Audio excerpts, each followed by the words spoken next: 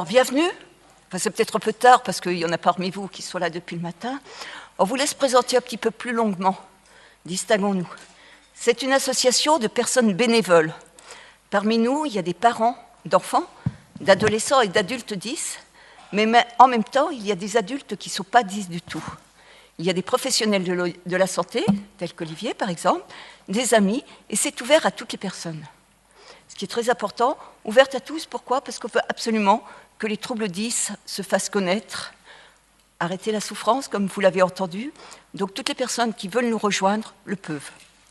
Parce que l'on est NAIT 10 et que l'on est EST 10 toute la vie, distinguons-nous ces données comme objectif, au travers d'événements comme la Journée des 10, de fédérer tous les acteurs gravitant autour de la vie d'une personne 10. Les parents, les professionnels de la santé, les rééducateurs, les enseignants, les entreprises et les institutions. Parce qu'il est urgent de faire comprendre les troubles 10 et la façon dont ils impactent la vie, quel que soit l'âge. Parce qu'il est urgent que tous les acteurs intervenant dans la vie d'une personne 10 adhèrent à l'indispensable nécessité de travailler en coopération, parce que nous connaissons tous, au minimum, une personne 10.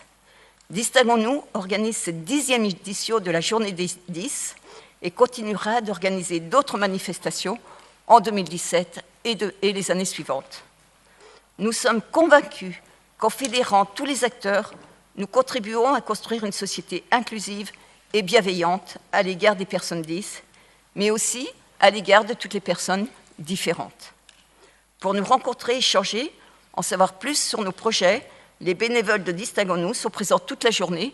Alors, notre stand, il est un petit peu partout, mais vous nous repérerez plus facilement avec ces étiquettes. Voilà.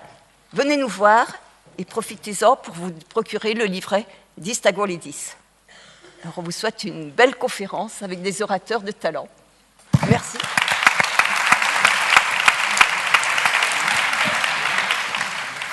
Bien, on avait bien fait d'attendre parce que c'était un message clair.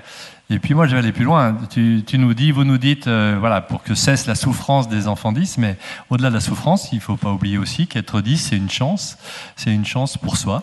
Et que beaucoup d'enfants 10 et d'adultes 10 le savent, c'est qu'à un moment donné, eh bien, cette particularité, on peut en faire un tremplin, parce que la nature est bien faite et qu'on peut arriver à développer d'autres compétences mieux que certains. Donc c'est une chance pour soi, c'est aussi une chance pour les autres, parce que d'être différent, ça enrichit la classe. La ministre l'a évoqué tout à l'heure, ça enrichit la classe et ça permet aussi une éducation à la citoyenneté dont on a tous bien besoin. Donc vous voyez bien qu'on espère tous que des journées comme aujourd'hui, ça rayonne même au-delà de notre univers des troubles d'apprentissage et que ça soit une bonne leçon pour tout le monde. Alors fédérer, comme le disait Nicole, c'est bien, et vous en allez avoir un exemple magnifique là. C'est fédérer aussi autour des 10 la recherche et la clinique, c'est-à-dire des chercheurs et des cliniciens, psychologues, rééducateurs, médecins. Et c'est donc ce qu'on va vous présenter, à la fois comme une métaphore, mais vous allez voir comme c'est efficace. Donc on a la chance d'accueillir Jean-Philippe Lachaud, qui est un spécialiste, qui est directeur de recherche à l'INSERM, un spécialiste de l'attention, et qui nous apporte beaucoup, parce que les processus attentionnels interviennent dans la vie. Il va nous en parler mieux que moi au quotidien, dans les apprentissages, mais aussi dans la vraie vie, dans la vie sociale, dans la vie relationnelle. Et puis, ils se renverront la balle avec Vania Herbillon, que je connais aussi depuis très longtemps, qui est un psychologue, neuropsychologue, qui connaît aussi bien la recherche et qui est un très très bon clinicien. Donc voilà, j'espère que vous allez nous éclairer sur l'attention et ses liens avec les troubles 10. Donc on a une bonne heure à les écouter et on se prendra 15-20 minutes pour échanger, partager et pour toutes les questions qui pourraient être associées à cette intervention. Donc qui commence, Jean-Philippe ou... C'est moi. Vas-y. Merci Vania. Merci Olivier, merci Présidente, merci. Je voudrais remercier vraiment tous les bénévoles qui ont travaillé à cette journée. Journée absolument magnifique. Je suis absolument impressionné du dynamisme, du nombre de personnes, de tous les élus, les représentants, de toutes les institutions qui sont venues. Olivier, tu l'as dit, ça fait un moment qu'on se connaît. J'ai commencé dans la neuropsychologie et troubles des apprentissages en 1994 avec la deuxième promotion d'un master master de neuropsycho, entièrement spécifique à la neuropsycho. Il n'y avait quasiment pas d'enseignement sur les troubles des apprentissages à cette époque-là. Pas du tout même, c'est des troubles qu'on a découverts. Olivier, tu as découvert aussi, tu t'es formé à Montréal. Christophe Roussel, ici, s'est formé à Boston. Sybille Gonzalez aussi, qui a énormément participé à la création des centres de référence. Donc à titre professionnel, je suis vraiment très très agréablement surpris par ce dynamisme et par tous les progrès qu'il y a eu depuis une quinzaine d'années maintenant dans la reconnaissance et les prises en charge des enfants 10. Ça, c'est à titre professionnel, et Jean-Philippe m'a dit dis-le à tout le monde. C'est aussi à titre personnel que je suis très fier de parler aujourd'hui et fier de constater les progrès dans la reconnaissance des enfants 10. À titre personnel, parce que les troubles 10, j'y suis tombé dedans depuis que je suis tout petit, enfin, ainsi que tous les garçons de ma famille, mon frère, mon père, mes neveux. Et à partir de 6 ans, ma vie a changé. À partir de 6 ans, quand je suis rentré à l'école, apprendre à lire, c'est devenu un calvaire. De 6 ans à 20 ans, ma scolarité a été un calvaire. Avant 6 ans, maternelle, ça allait. J'ai eu un gros retard de langage. Docteur, 4 ans, c'est un peu tard quand même pour apprendre à parler. C'est franchement tard. Et l'apprentissage de la lecture a été vraiment très, très difficile. Redoublement, une classe. Orientation vers un CAP horticulture, redoublement une 2e classe, puis orientation vers des bacs pro, puis des bacs techniques. Tu sais que j'ai fait un bac construction mécanique, tournage, fraisage, ouais. Voilà. Et grâce à un bac, j'ai pu aller en fac de psycho. Et là, c'était le paradis. Pas de contraintes. J'ai seule année où j'ai pu choisir mon orientation. Et puis tout naturellement, sans le savoir, je me suis orienté vers la neuropsycho et les troubles des apprentissages. Et à 32 ans, quand je faisais relire mes comptes rendus que je faisais dans mon activité libérale à ma femme, jusqu'à 11h du soir, elle relisait tous mes comptes rendus. Elle me dit, mais là, tu parles d'enfants dyslexiques, mais tu es encore plus dyslexique qu'eux. Et voilà. Donc, à titre personnel aussi, je suis très fier de cette journée. J'enchaîne parce que je crois qu'on est un peu timé. Ouais. Donc on va vous présenter avec Jean-Philippe un peu des conceptions un petit peu cliniques et scientifiques sur l'attention. Alors j'ai fait relire mes diapositives hier soir, Jean-Philippe, je ne sais pas si tu as eu le temps, donc normalement il n'y a pas trop de fautes d'orthographe. Ah, tu avais vu des choses. Je vous invite à lire la définition du petit Robert de l'attention. Elle est extrêmement complète, elle est assez longue. Et si vous regardez cette définition, vous allez voir qu'il y a une grande partie, les 3/4 de la définition, qui porte sur ce qu'on va vous parler avec Jean-Philippe, sur un ensemble de processus cognitifs qui permet une mobilisation régulière et continue d'une énergie mentale sur une activité. Prêtez attention à une activité. Ça a bien sûr donc, un rôle fondamental, on va le voir, pour les apprentissages, mais également pour le comportement. Et si on regarde un petit peu le déficit attentionnel à travers une analyse comme ça cognitive, l'inattention va être apparentée à de la distraction, à des erreurs, à de la lenteur. Mais il y a une autre aussi dimension de la définition de l'attention qui est beaucoup plus petite, mais qui a beaucoup d'importance dans la vie de tous les jours, c'est la dimension sociale. On prête attention à des objets, à des réflexions, mais aussi on prête attention à des gens. Et l'attention, c'est donc un acte de bienveillance à l'égard d'une personne, à l'égard d'autrui. Et finalement, on a 2 niveaux d'analyse du trouble de l'attention, soit au niveau cognitif, soit au niveau social. Et la plupart du temps, et c'est ce qui était encore très présent dans le cadre éducatif, dans les classes, c'est que souvent, les enfants ayant des troubles d'attention, on interprétait les difficultés comme, je dirais, un acte de malveillance au niveau social. Et l'inattention était souvent considérée comme de l'impolitesse, de l'indifférence, de la grossièreté. Et ça avait tendance à mettre facilement en colère soit les parents, soit les enseignants. Fais attention, concentre-toi, sois attentif, c'est autant de phrases que l'on donne, que l'on assène un peu aux enfants en classe ou à la maison pour essayer qu'ils soient plus concentrés. Effectivement, les enseignants, ils ont bien compris qu'il est nécessaire de capter et de maintenir l'attention des élèves avant de leur faire apprendre quelque chose. Et la tâche des enseignants est de plus en plus rude, de plus en plus difficile. Il y a bien sûr les nouvelles technologies, les SMS, les vidéos, toute cette nouvelle technologie qui fait qui est beaucoup plus attractive que de s'asseoir pendant des heures à écouter un cours. Et ça, je pense que pour les enseignants, c'est de plus en plus difficile. Et puis il y a peut-être une autre chose aussi qu'on oublie un petit peu de parler, c'est un peu tout le marketing.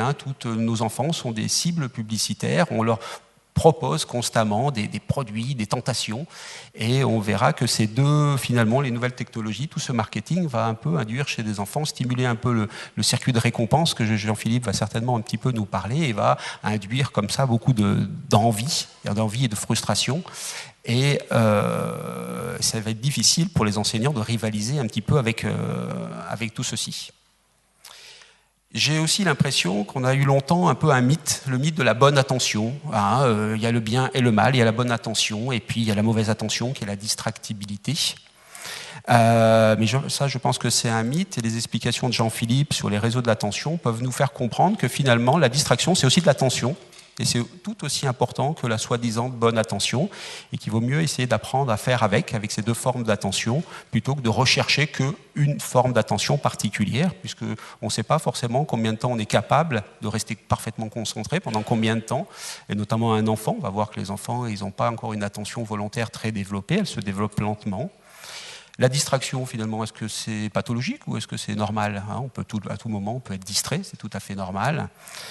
Donc finalement, on apprend à nos enfants à lire, à compter, à faire plein d'apprentissages, et finalement, on ne leur apprend pas à être attentif ou à devenir attentif, qui est quand même un prérequis indispensable. Alors, quelques notions sur le développement de l'attention. L'attention, ça suit un processus de maturation lent.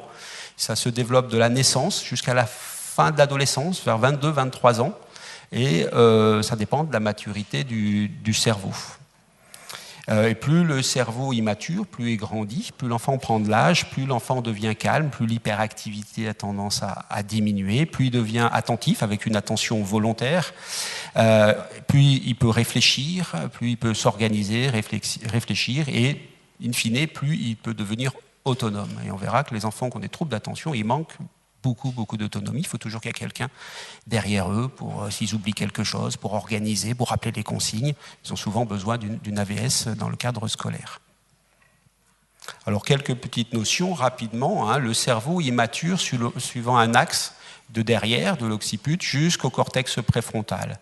Et l'enfant, il n'est pas dépourvu de capacités attentionnelles à la naissance. Il a des capacités attentionnelles qu'on pourrait résumer par des mécanismes d'attention automatique, des détections automatiques dans son environnement, de stimuli. Il va apprendre très rapidement à coordonner des stimuli sensoriels avec des actes moteurs de manière assez réflexe. Et tout ça, il va le faire de manière très implicite. On n'apprend pas ces gestes-là. Un enfant est capable de suivre dès la naissance, de suivre du regard, un visage. Et c'est des comportements qui sont très importants pour l'adaptation immédiate à notre environnement. Et puis petit à petit, avec la maturation du cerveau, notamment le développement de la partie frontale du cerveau, l'attention va devenir de plus en plus volontaire, dirigée en fonction d'un but. J'ai envie de faire une conférence, je me concentre. J'ai envie de boire, je me concentre sur ma bouteille d'eau. J'ai envie de faire un exercice de maths, je fais un exercice de maths. Et va se développer aussi des actions beaucoup plus volontaires. Je décide de faire telle ou telle action en fonction de mes objectifs, de mes besoins, de mes désirs, de ma volonté. Et là, du coup, l'enfant va pouvoir rentrer dans des apprentissages plus explicites, de type scolaire. Alors, je vais vous présenter un petit peu rapidement les symptômes du trouble déficitaire de l'attention, les enfants TDAH. Ce syndrome, ce trouble se caractérise par 3 symptômes principaux. Un déficit d'attention, une attention labile, je vais le décrire juste après, une impulsivité, la tendance à se précipiter, à ne pas réfléchir avant d'agir, et une instabilité motrice, le fait que l'hyperactivité, l'enfant ne tient pas en place. C'est des troubles qui s'expriment quel que soit l'environnement. Ce n'est pas que à l'école, que à la maison, c'est partout. Alors après, à l'école, ça s'exprimera plus parce que les capacités d'attention sont plus sollicitées que si le week-end, on va faire une balade, ramasser des champignons. Quoique, il faut être attentif aussi pour ramasser des champignons, mais ça s'exprimera moins.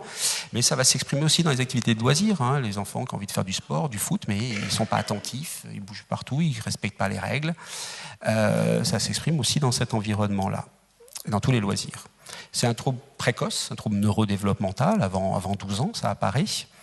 Et c'est un trouble, ça a été rappelé ce matin, ce n'est pas lié à un déficit intellectuel. On a des enfants qui peuvent avoir un excellent potentiel intellectuel et un trouble de l'attention. Ce n'est pas lié à un trouble de la motivation, ça c'est important à le rappeler, parce que couramment on a tendance à dire « Oh, il n'est pas attentif, il n'a pas envie ». On associe effectivement la motivation à l'attention. C'est vrai que c'est très lié.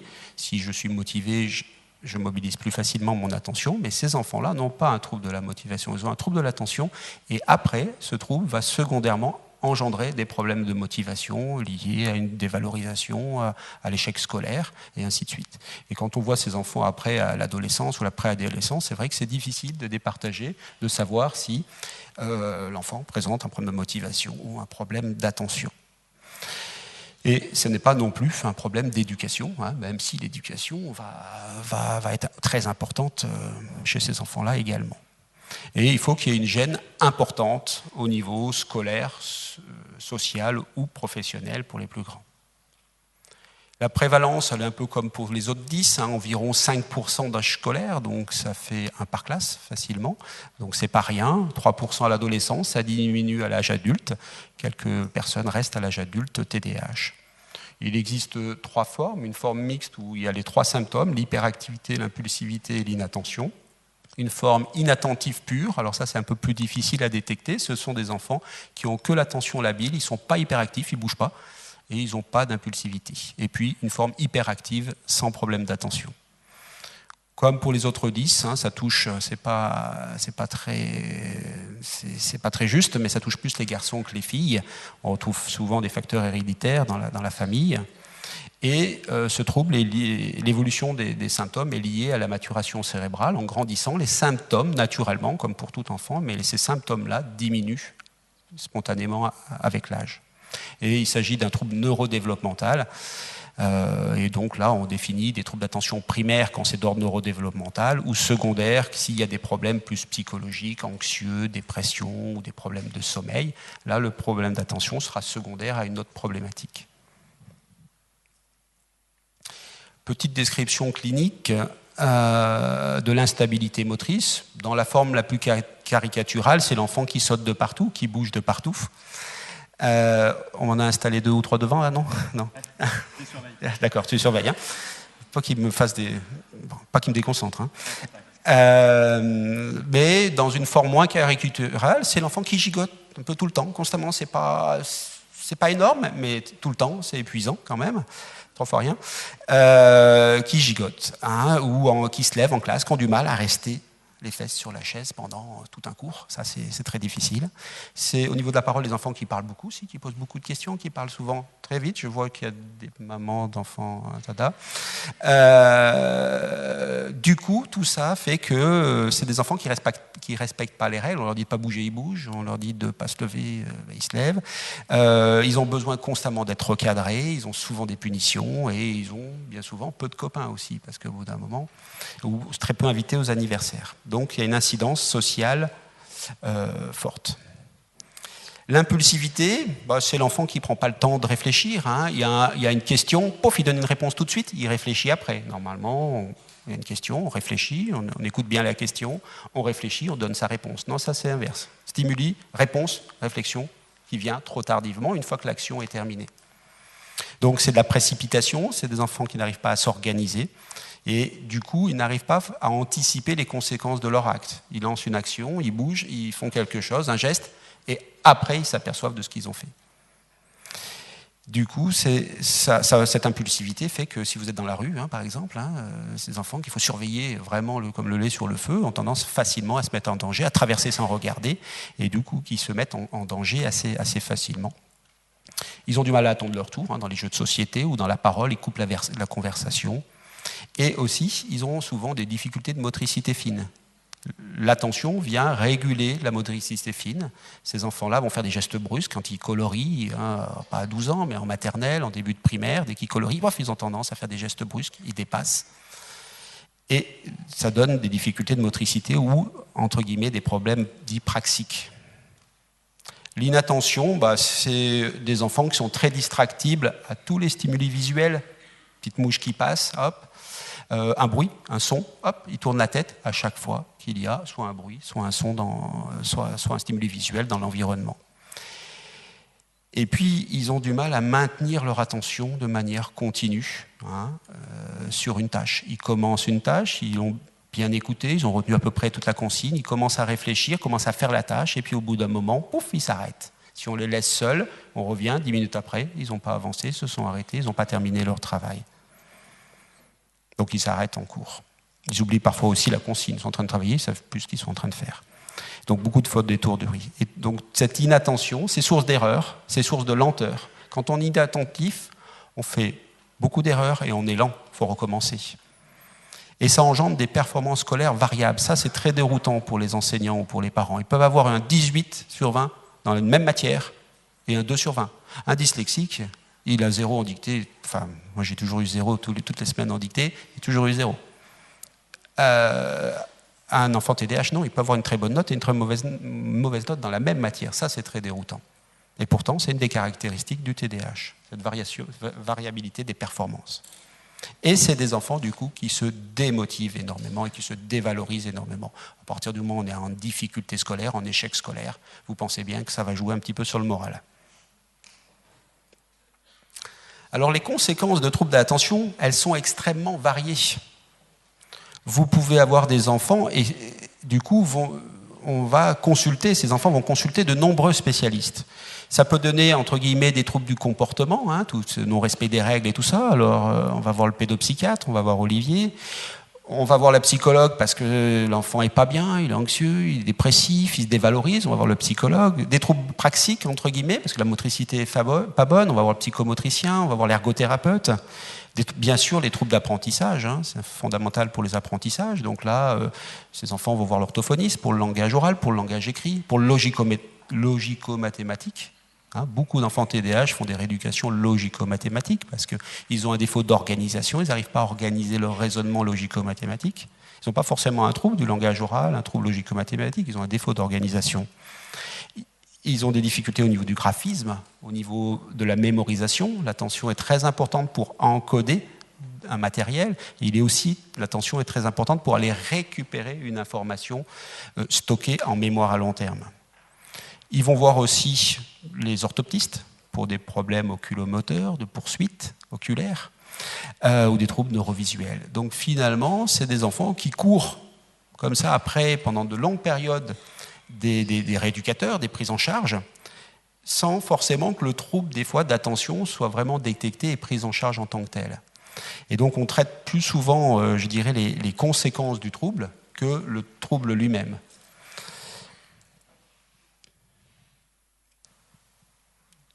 JP, c'est lui. Moi, je vais boire un coup. Tu vas boire un coup.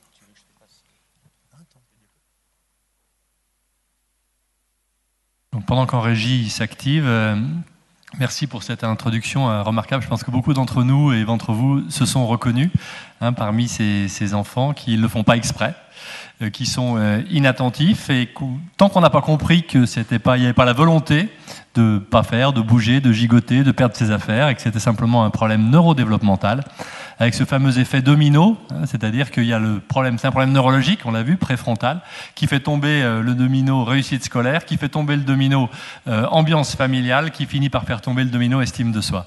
Et si on n'avait pas fait tomber le premier domino, les autres ne seraient pas tombés. Donc la prévention et la détection précoce, c'est des éléments qui sont fondamentaux. Jean-Philippe, c'est à toi. J'écoutais Vania et j'avais l'impression presque d'entendre quelqu'un dire voilà, j'ai une voiture, dans les côtes, elle a du mal, quand je freine, elle met un peu de temps pour freiner, quand j'appuie sur la pédale d'embrayage, je ressens un petit clic.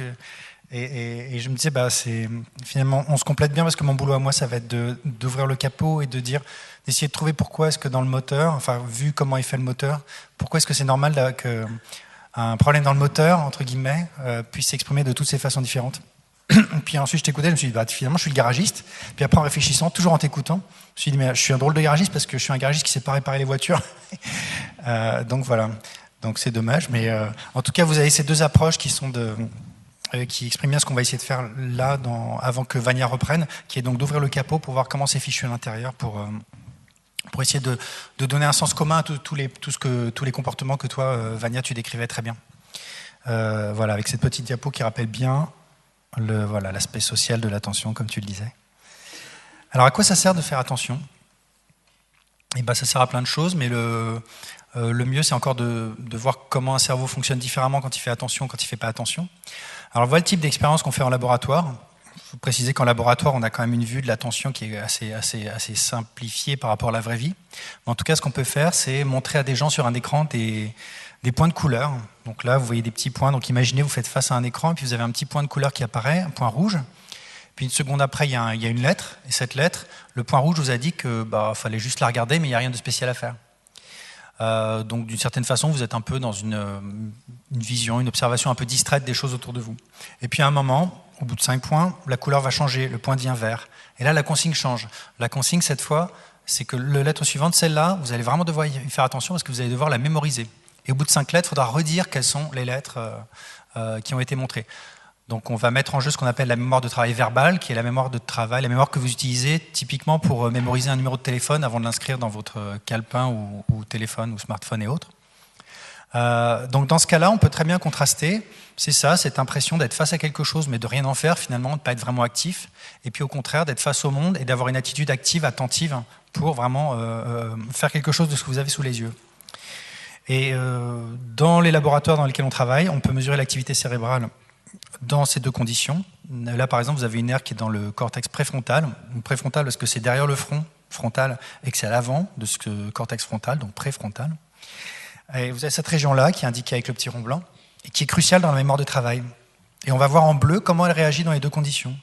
Ce qu'on va voir, c'est que dans la première condition, quand on n'est pas attentif, elle va être totalement silencieuse et que tout d'un coup, il va se passer quelque chose. Au moment où on devient attentif, là, il y a vraiment, la mémoire de travail va être imprimée, c'est-à-dire qu'il va vraiment y avoir absorption de l'information qu'il y a devant vous. C'est ces petits triangles rouges que vous voyez, là, cette activité bleue qui monte, et en fait, vous avez ce chargement de la mémoire de travail qui va permettre de redire les lettres après. Donc la grosse différence ici, c'est effectivement, je suis attentif, tout d'un coup, j'imprime ce qu'il y a autour de moi. Donc il va être essentiel pour apprendre, quand vous êtes dans une situation de classe, face à un enseignant, pour que ça vous fasse quelque chose, que l'enseignant parle ou raconte quelque chose, pour que vous en tiriez quoi que ce soit, il va falloir être attentif. Sinon, c'est zéro, c'est la ligne plate que vous voyez au début. Deuxième exemple, qui est très récurrent, c'est celui de la lecture. Vous savez, parfois on lit un texte et puis on n'est pas trop dedans. À la fin du texte, on se souvient vaguement de quoi il était question, mais vraiment très vaguement. Puis en fait, on est obligé de relire le texte une deuxième fois, voire une troisième fois. Je ne ferai pas le sondage parce que je sais qu'à chaque fois, il y a plein de mains qui se lèvent en disant « bah oui, ça m'arrive ». Enfin, on a tous été confrontés à ça.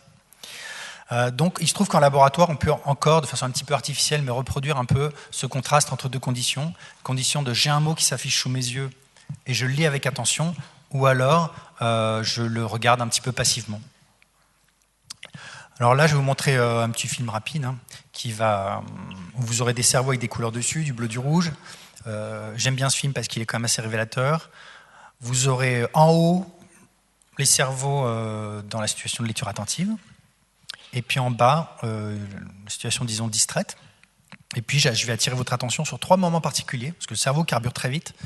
Donc ces 3 moments, ils se situent à 150 millisecondes après l'apparition d'un mot sur un écran. Donc c'est pas grand-chose, c'est un peu plus qu'un dixième de seconde. C'est rapide. Usain Bolt doit faire 1m50 à peu près en distance pendant ce temps-là, si je ne me trompe pas. Ensuite, 250 millisecondes, donc un quart de seconde. Et puis ensuite, 500 millisecondes. En 500 millisecondes, normalement, quand vous avez vu un mot, quand il s'est affiché sous vos yeux et que vous avez été attentif, vous avez accès au sens, vous avez compris. Donc on va s'intéresser à ces 3 moments-là, et avec des petites taches de couleur. Donc je lance le film. Vous voyez quelque chose, donc il y a le mot table qui apparaît. Puis bas ces taches, alors qu'est-ce que ça veut dire? Bas rouge, ça veut dire que les neurones s'activent, ils traitent de l'information. Bleu, au contraire, ils sont plutôt silencieux. Donc vous reconnaissez votre cerveau, là, qui a cette bonne forme de gant de boxe. Pourquoi il y a 4 vues? Parce que sinon, on ne peut pas voir ce qu'il y a derrière le cerveau, donc on l'a tourné dans tous les sens pour tout voir, mais vous allez vous intéresser seulement aux 2 cerveaux de gauche, là, celui du haut et celui du bas, parce qu'on voit l'hémisphère gauche qui est généralement spécialisé dans l'analyse du langage, ce qui n'est pas idiot pour regarder la lecture. Et donc, vous allez voir que au début, quand apparaît le mot table, hop, ça devient rouge à l'arrière du cerveau. À l'arrière du cerveau, il sert à voir. J'allais dire à boire. Non, il sert à voir. Donc c'est le cortex visuel. C'est la partie du cerveau qui vous permet de dire qu'il y a des petits bâtons sur l'écran et que ces bâtons, c'est des lettres et que ces lettres, elles forment un mot. Donc là, comme vous voyez ici, là, hop, c'est tout rouge. Et ben dans les 2 cas, finalement, on voit quelque chose. Dans les 2 cas, le cortex visuel est actif. La grande différence, elle se situe en fait surtout après. Quand on s'est déplacé dans le temps, on est à une demi-seconde, donc c'est-à-dire Si, là, regardez, hop, c'est tout rouge en haut et tout blanc en bas. Là, c'est la grande différence et c'est vraiment ça que va apporter l'attention. Donc l'attention, ça ne sert pas forcément à voir, ça ne sert pas forcément à voir que vous avez un mot sous les yeux, ça vous permet de le comprendre. Donc je reviens sur ma petite diapo d'avant. Voilà. Donc, petit schéma à gauche à 150 millisecondes, comme je vous dis, le cortex visuel, lui, il est actif, il réagit. On ne devient pas aveugle quand on n'est pas attentif. Donc l'attention, ça ne sert pas à voir le monde autour de soi. On n'est pas dans un noir absolu. On s'en rend bien compte. Quand vous avez fini de lire votre paragraphe, même si vous n'avez rien compris parce que vous étiez distrait, vous avez bien le souvenir d'avoir balayé le paragraphe du regard. La grande différence est l'effet tout ou rien. Il va se situer, et là c'est ce que vous voyez tout à droite, c'est vraiment dans cet allumage, dans le cas supérieur de l'attention, de toutes les zones qui servent en fait à faire quelque chose d'un petit peu intelligent d'un mot, notamment à le mémoriser, à le comprendre. Donc dans un cas, vous avez activation de ces régions, c'est-à-dire compréhension et mémorisation du mot, la mémorisation qui va permettre de l'intégrer dans une phrase et de comprendre le sens de la phrase et du récit en général, et dans l'autre cas, vous n'avez pas. Donc vous ne comprenez pas, vous ne mémorisez pas. C'est le petit cerveau en bleu en bas à droite. Et puis il y a un cas intermédiaire un petit moment intermédiaire qui est très intéressant, sur lequel je reviendrai après, qui est à 250 millisecondes, où là, vous avez une espèce de décision par le cerveau qui est: est-ce que c'est intéressant ou non ? Est-ce que j'y vais ou non? Est-ce que j'applique mon attention à ce que je vois ou non? Ça, je reviendrai là-dessus, mais c'est vraiment crucial. Donc, 3 moments clés. Donc, finalement, qu'est-ce qu'on peut tirer de tout ça? L'attention, tu as bien décrit l'attention à partir de la définition du Robert, mais moi, je rajouterais différentes choses à cette définition. C'est que l'attention, c'est aussi une forme d'invasion. Faire attention, c'est accepter de se laisser envahir par ce qu'on a autour de soi. C'est-à-dire que là, je vous regarde, je me laisse un peu envahir par votre présence. Si je ne faisais pas du tout attention, que vous soyez là ou non, ça ne fera rien. Ça ne sera aucune différence pour moi. Donc, être attentif, et là, on a cette idée de don, hein, c'est vraiment on offre quelque chose de très précieux, puisqu'on offre, c'est vraiment ces ressources cognitives. On les offre à ce qu'on a autour de soi, on se laisse envahir. L'attention, elle permet aussi un couplage, puisque je laisse mon activité cérébrale être modifiée par ce que j'ai devant moi. Donc, il y a un couplage, ça me fait quelque chose de. Si vous bougez, je vais le remarquer et je vais réagir. Donc, on va être couplé d'une certaine façon, et on est aussi connecté. Donc l'attention, c'est aussi une connexion. Donc par exemple, ça, quand on travaille avec les enseignants, dont je vous parlerai à la fin, il y a cette notion de connexion, et un des premiers mots qu'on essaie de mettre en place comme sorte de petit contrat entre l'enseignant et sa classe, c'est le mot contact ou connexion. Contact, ça veut dire à un moment donné, j'ai besoin que tout le monde soit en contact avec moi pour que ce que je fais ait une influence sur vous. Sinon, ça n'aura aucune influence. Donc avec attention, je suis connecté. Sans attention, je suis déconnecté. Alors, on parle de connexion, quand on dit « je suis connecté », on imagine tout de suite qu'on est connecté à son téléphone, qu'on est connecté à tous ses copains sur Facebook ou par WhatsApp ou tous ces machins-là.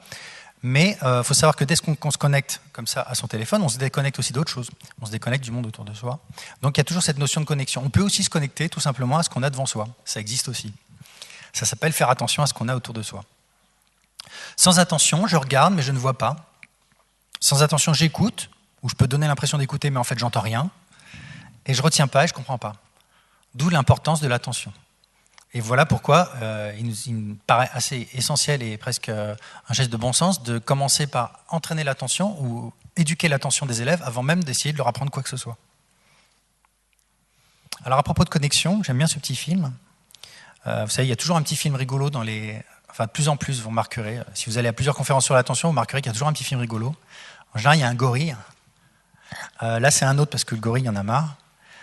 Donc, c'est un petit jeu où vous allez... c'est le jeu des pièces de monnaie, là. Il ne faut pas que je retourne parce que je vais mettre de l'eau partout. Mais on mène la pièce de monnaie sous un gobelet et puis on bouge. Puis à la fin, il faut dire, ah bah voilà, la pièce de monnaie, elle est sous tel gobelet. Vous comprenez, je ne vais pas vous l'expliquer pendant des heures. C'est parti si le film il marche. Donc, il y aura un gobelet rouge, quelqu'un va mettre une pièce de monnaie et puis on se retrouve à la fin et je vous poserai la question. Ou non. Non mais vous doutez bien que j'ai prévu le coup. Voilà. Même pour l'autre, j'avais prévu le coup. C'est parti. Gobelet rouge.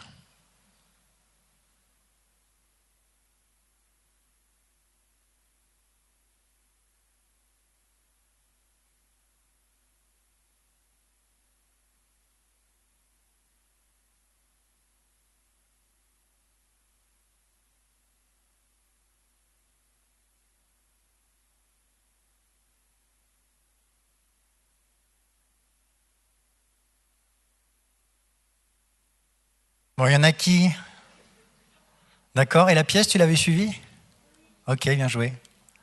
Bon, tout le monde a vu le poivron? Quel poivron? Bon, je ne vais pas faire lever la main, mais je suis sûr qu'il y en a qui n'ont pas vu le poivron. Vania, il n'a pas vu le poivron. Il y avait un poivron. Voilà, il y avait un poivron ici.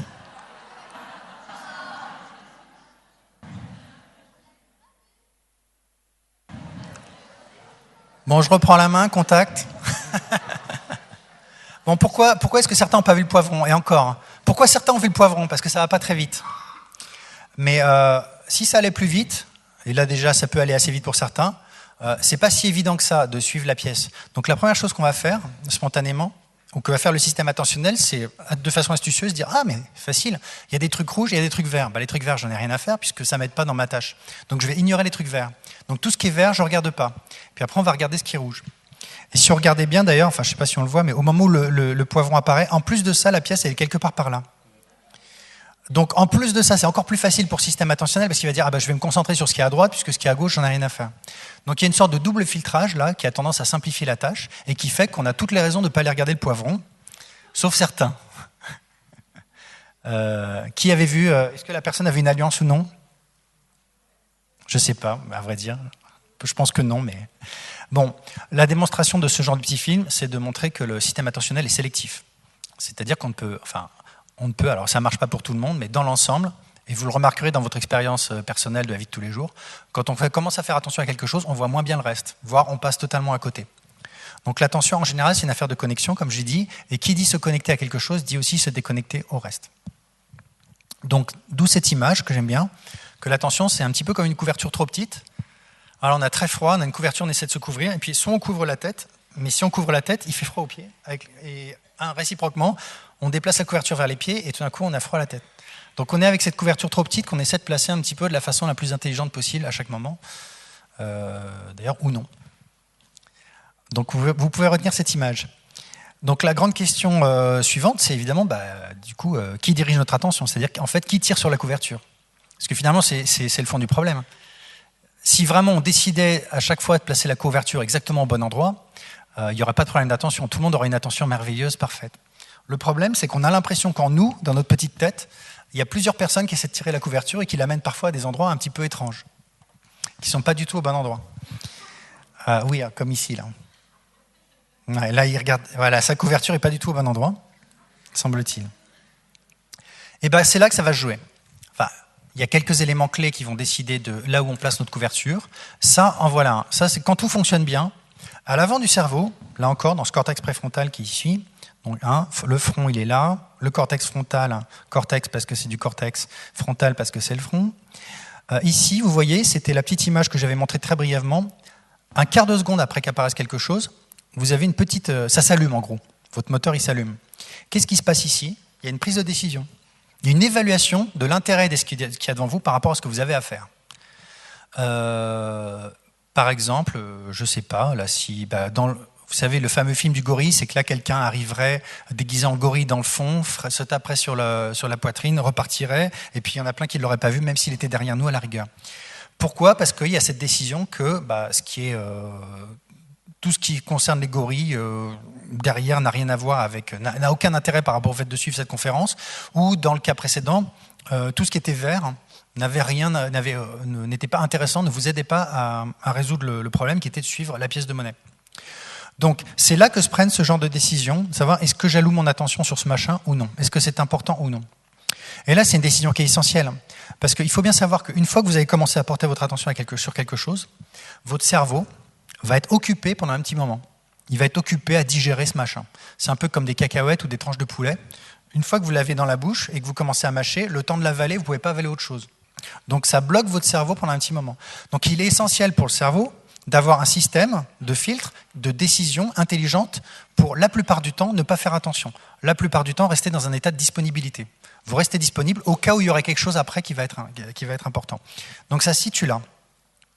Concrètement, ce que ça donne, prenez ce petit bonhomme, là, il est parti chercher son chien, il a perdu son chien, et ben l'aboiement, les aboiements de chien qu'il entend dans le voisinage sont pour lui importants à ce moment-là.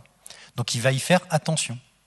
Alors que si au contraire il ne cherche pas son chien, mettons qu'il ait un chat, et ben, le même aboiement de chien ne va pas attirer son attention de la même manière. Parce que ce n'est pas important par rapport à ce qu'il a à faire à ce moment-là. Ça, c'est pour des choses extérieures, mais ça marche aussi pour tout ce qui se passe autour de nous. Par exemple, les pensées. Tiens, j'ai un moment, j'ai hop, plouf, une petite pensée dans ma tête. Si c'est important par rapport à ce que j'ai à faire, eh bien, elle va plus attirer mon attention que si, au contraire, elle n'a aucune importance particulière. Donc, il y a ce système de filtre tout le temps. Ça, c'est quand tout se passe bien. Moi, il y a une expérience que je trouve très jolie, qui montre très très bien ce système à l'œuvre. C'est un groupe de chercheurs qui a été capable d'enregistrer l'activité de neurones dans le cortex préfrontal latéral, CPFL, donc en tout cas c'est la grosse tâche que vous voyez là, dans une tâche très simple, où l'objectif de la tâche c'était simplement de cliquer sur une souris quand on voyait afficher sur un écran un rond, et puis l'autre consigne c'était quand c'est un triangle, vous n'appuyez pas. Et bien dans ce cas-là, ils ont enregistré des neurones dont l'activité permettait, juste en l'enregistrant, de déduire exactement ce qu'était en train de faire la personne. En gros, que faisaient ces neurones-là ? Ces neurones-là gardaient simplement une mémoire de la consigne à appliquer. Donc, le cortex visuel dont j'ai parlé là informait ces neurones-là en leur disant « j'en viens de voir sur l'écran un rond ». Très bien, un rond, rond, qu'est-ce qu'on fait ? Cliquer. Donc ça renvoyait juste derrière au cortex moteur pour déclencher un mouvement du doigt pour cliquer sur la souris. Le cas triangle, c'est un triangle, qu'est-ce qu'on doit faire ? Triangle, vous faites rien, donc voilà. Donc, vous voyez bien que ces neurones, en fait, là, jouent juste un double de rôle de mémoire de la consigne, et d'aiguillage, finalement. Il se passe A, je dois faire B, et tant que ces neurones sont actifs, de l'extérieur, on aura l'impression que la personne qui fait la tâche est parfaitement concentrée, parce que pendant des heures durant, elle ne fera aucune erreur. Donc on dira, elle est parfaitement concentrée sur l'exercice. Si on change la règle, vous avez d'autres neurones qui vont s'activer dans le même coin, mais on est même capable de savoir quelle règle est en train d'être suivi juste en mesurant l'activité de ces neurones. Donc vous voyez dans ce cas-là, ce qu'on peut appeler de l'extérieur concentration, le fait d'être bien concentré sur l'exercice, c'est hyper simple. C'est juste de maintenir actifs des neurones.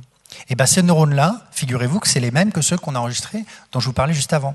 Puisque dans le cas du petit film, c'était, voilà ce mot-là, j'ai comme consigne de ne pas le lire, pour une raison ou pour une autre, parce que par exemple, il est, écrit en vert, ne pas lire. Donc simplement, au lieu de cliquer sur la souris, le processus mis en jeu, c'est un processus de lecture, de compréhension. Donc voilà, vous avez à l'avant du cerveau ces espèces de neurones qui sont capables de garder en mémoire une intention, une consigne, et de l'appliquer, et donc de stabiliser l'attention pour atteindre un objectif. Alors dans les petites... dans le type d'intervention qu'on fait dans les écoles, on appelle ça les neurones chefs. Parce que finalement, c'est vrai que c'est un peu des chefs, quoi. Ils sont là c'est un peu eux qui prennent les décisions. Donc ils sont là et ils disent, toi tu fais ça, ça oui, ça non. Alors du coup, il y a un lien avec la concentration, puisque justement, comme je vous le disais, souvent on me demande quel est le lien entre concentration et attention. Ce qu'il y a de plus dans la concentration par rapport à l'attention simple, c'est qu'il y a certes une sélection de certaines sensations particulières. Ça, c'est l'attention typiquement. Faire attention au bruit de la porte, faire attention à ce qui se passe là-bas. Donc je vais déplacer mon attention. Mais il y a quelque chose de plus. C'est-à-dire qu'en plus de ça, je vais appliquer des processus cognitifs spécifiques. C'est-à-dire concrètement, ça peut être justement de lire. J'ai le mot sous les yeux, mon attention elle est dessus, mais en plus je vais le lire et je vais le comprendre. Et il y a un but aussi. Il y a toujours une notion de but. Donc il y a quelque chose que vous allez percevoir de manière privilégiée. Il y a une manière de réagir à ce que vous voyez ou ce que vous ressentez. Et en plus de ça, vous avez une intention. Vous avez ces trois éléments. Et la différence qu'on pourrait voir, c'est que par exemple, on peut faire attention à un livre, on peut très bien le regarder, on le regardera plus que ce qu'il y a autour du livre. On portera l'attention sur le livre, mais on va plutôt se concentrer sur la lecture. Donc la concentration, c'est plutôt sur une tâche. Vous voyez ce que je veux dire ? Et c'est là que ces neurones chefs, en fait, vont être intéressants et vont justement stabiliser la concentration, puisque c'est eux qui vont garder en mémoire, comme dans l'exercice que je vous ai montré avec le triangle et le rond, de ce qu'il faut faire, de ce que je vois. Une fois que l'attention est portée sur l'écran, qu'est-ce que je dois faire ? Je dois en plus me souvenir que quand c'est un rond, je dois appuyer, et quand c'est un triangle, je ne dois pas appuyer.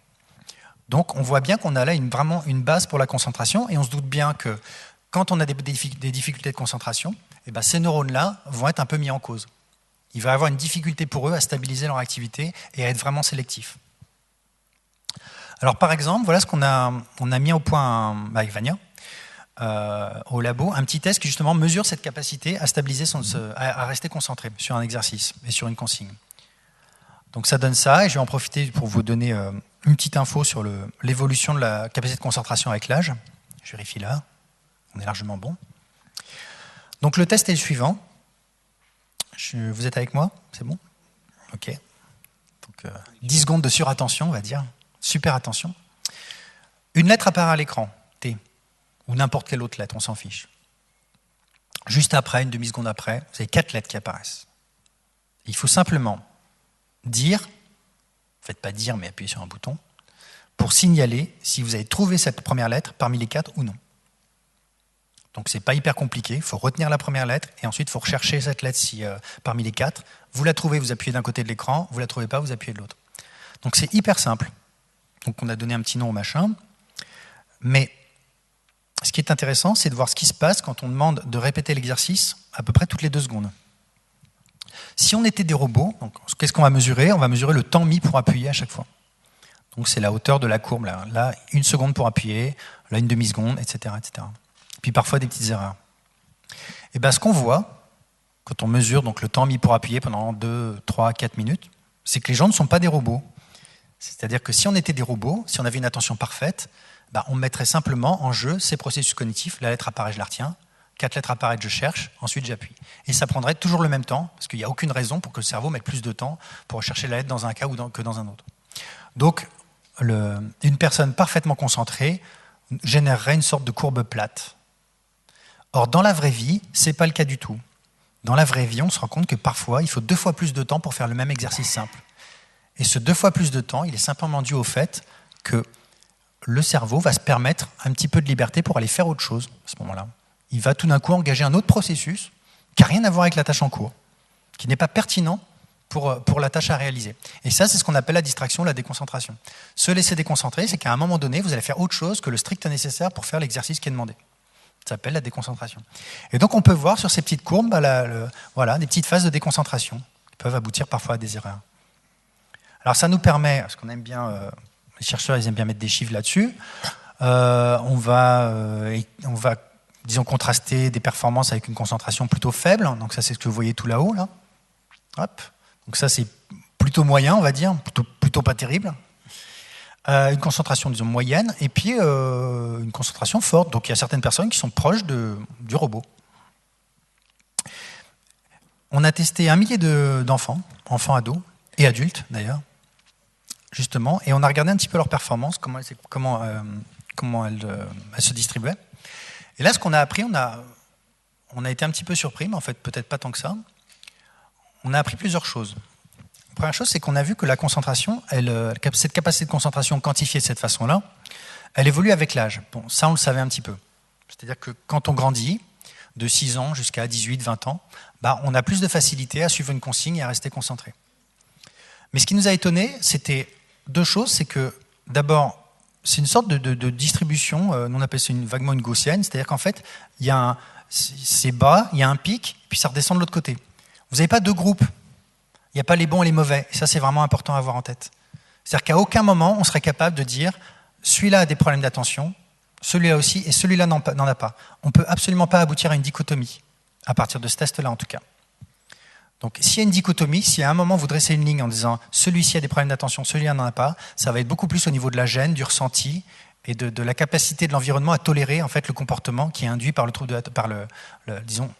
performances de concentration moyenne. Mais en tout cas, nous, du point de vue des chiffres, vraiment, on aurait énormément de mal à mettre une ligne en disant, par exemple, là, on va adopter un traitement particulier à partir de ce niveau-là, parce que c'est un petit peu arbitraire. Donc c'est vraiment, il faut tout prendre en compte. Il faut prendre en compte tout l'environnement, tout le type de gêne que ça peut causer. La deuxième leçon principale, c'est que c'est un petit peu comme la course à pied. Si on quantifiait, par exemple, la distance parcourue en 6 minutes, vous remarqueriez que, par exemple, il y a des enfants qui sont meilleurs que des adultes, que certains adultes. Certains enfants vont être meilleurs que certains adultes. Ces courbes de distribution, finalement, elles sont très étalées. Il y a pas, un enfant ne sera pas systématiquement moins bon qu'un adulte. Donc, il faut bien voir ça aussi. C'est-à-dire que, on est grosso modo, avec l'âge, ça augmente, mais c'est pas du tout rien encore. Donc ça, c'était un petit peu le message principal de ce type de test.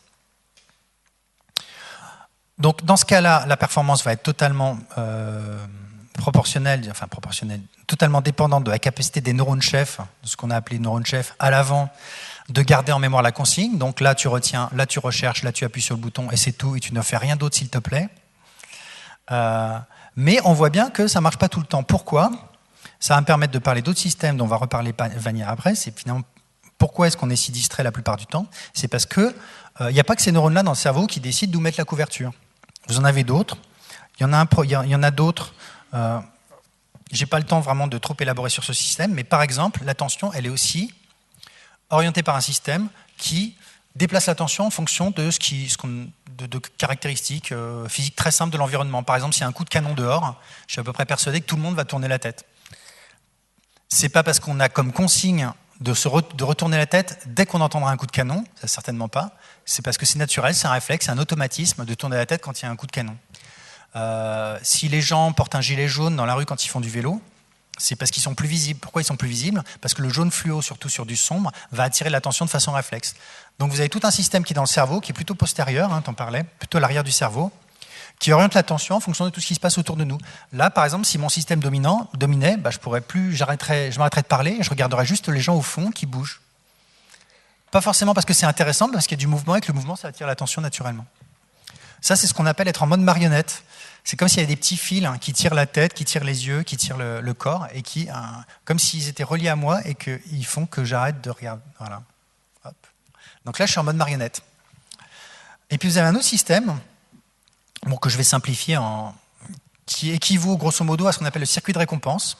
Le circuit de récompense, c'est un circuit qui, dans le cerveau, garde en mémoire ou note, dès que vous avez une sensation agréable, quand vous êtes au contact de quelque chose ou dans une activité particulière, ces neurones vont s'en souvenir.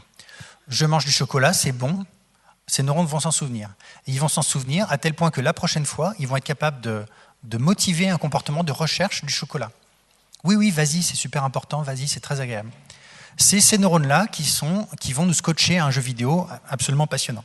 Enfin, c'est ce système-là, parce qu'il y a de la gratification immédiate. Tout ce qui est gratification immédiate, ça active ce circuit de récompense et ça va déplacer l'attention pour justement être en recherche, coller l'attention à tout ce qui est rigolo, amusant, voire même à l'inverse, qui fait peur ou qui crée une sensation de danger.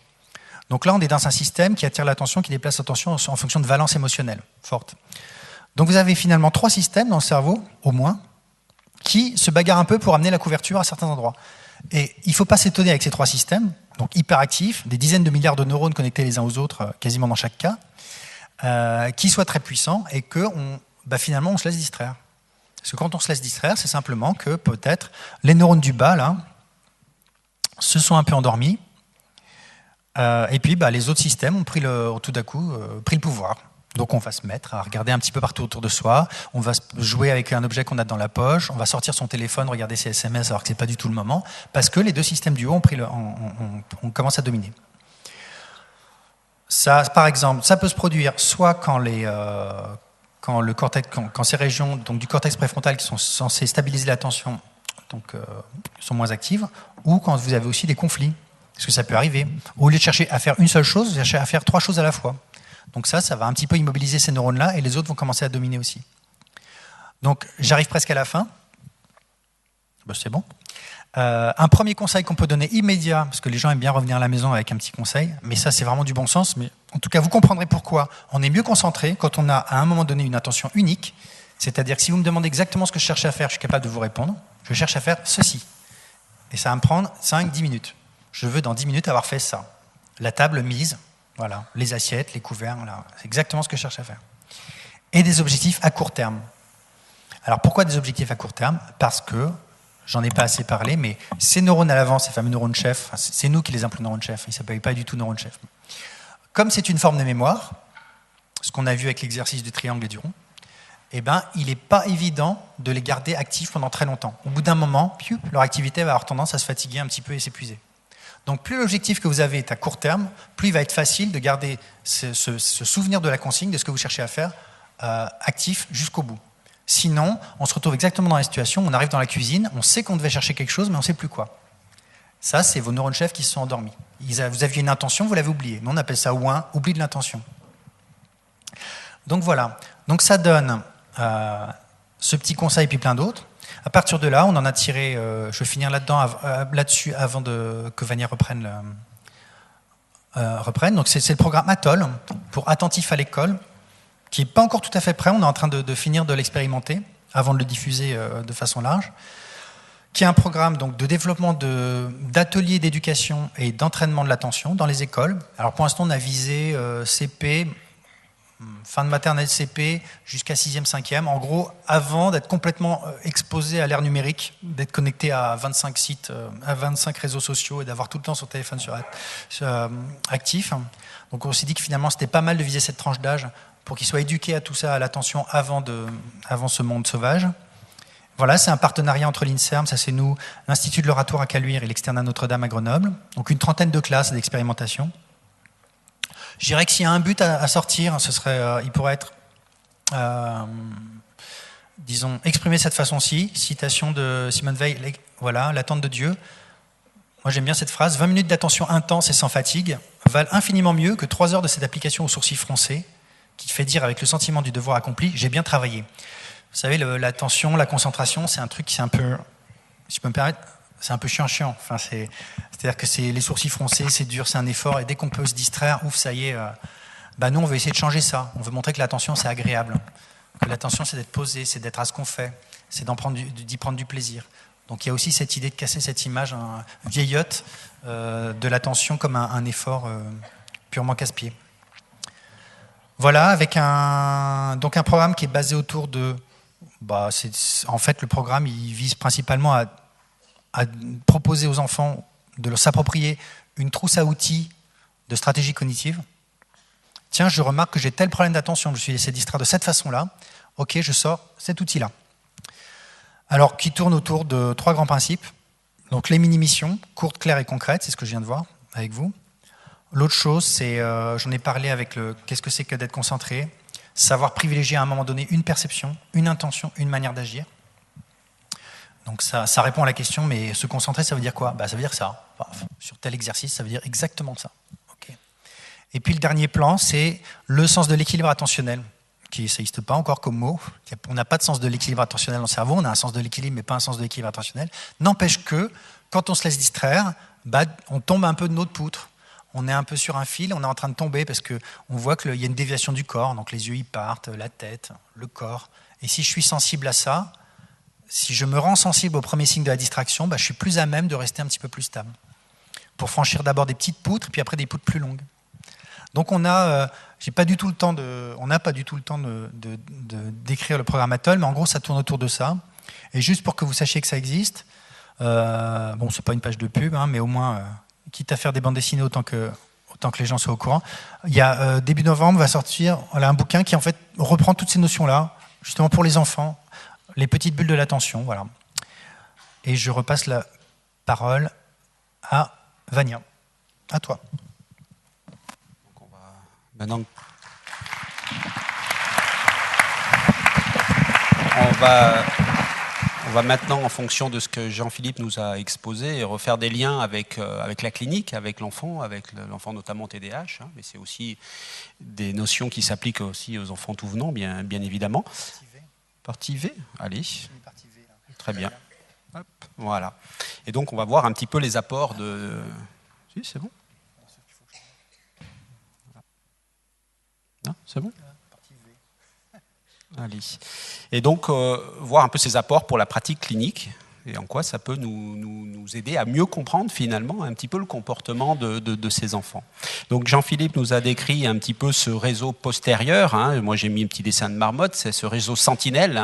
Ces marmottes qui détectent comme ça très rapidement tout événement potentiellement important dans leur environnement et qui va être important pour ces captures attentionnelles automatiques. Et c'est un réseau aussi qui va créer des couplages entre cette perception et une action rapide automatique.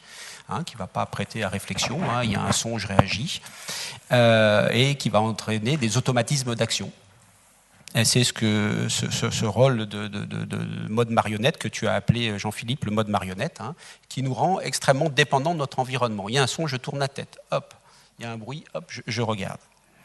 Il y a un verre d'eau, je bois. Il y a les enfants TDAH, Olivier qui va me contredire, ils rentrent dans notre bureau de consultation, il y a une montre, il y a un téléphone, il y a une paire de clés, ils arrivent, ils touchent à tout. tac. Ben, c'est pareil, c'est un peu ces comportements-là automatiques. Et une fois qu'ils ont la clé dans la main, ils vous regardent, et ils ont l'air tout penauds parce qu'ils n'ont pas fait exprès de toucher à tout, et ils ne savent même pas quoi en faire, et ils ont ça dans les mains, ils le reposent.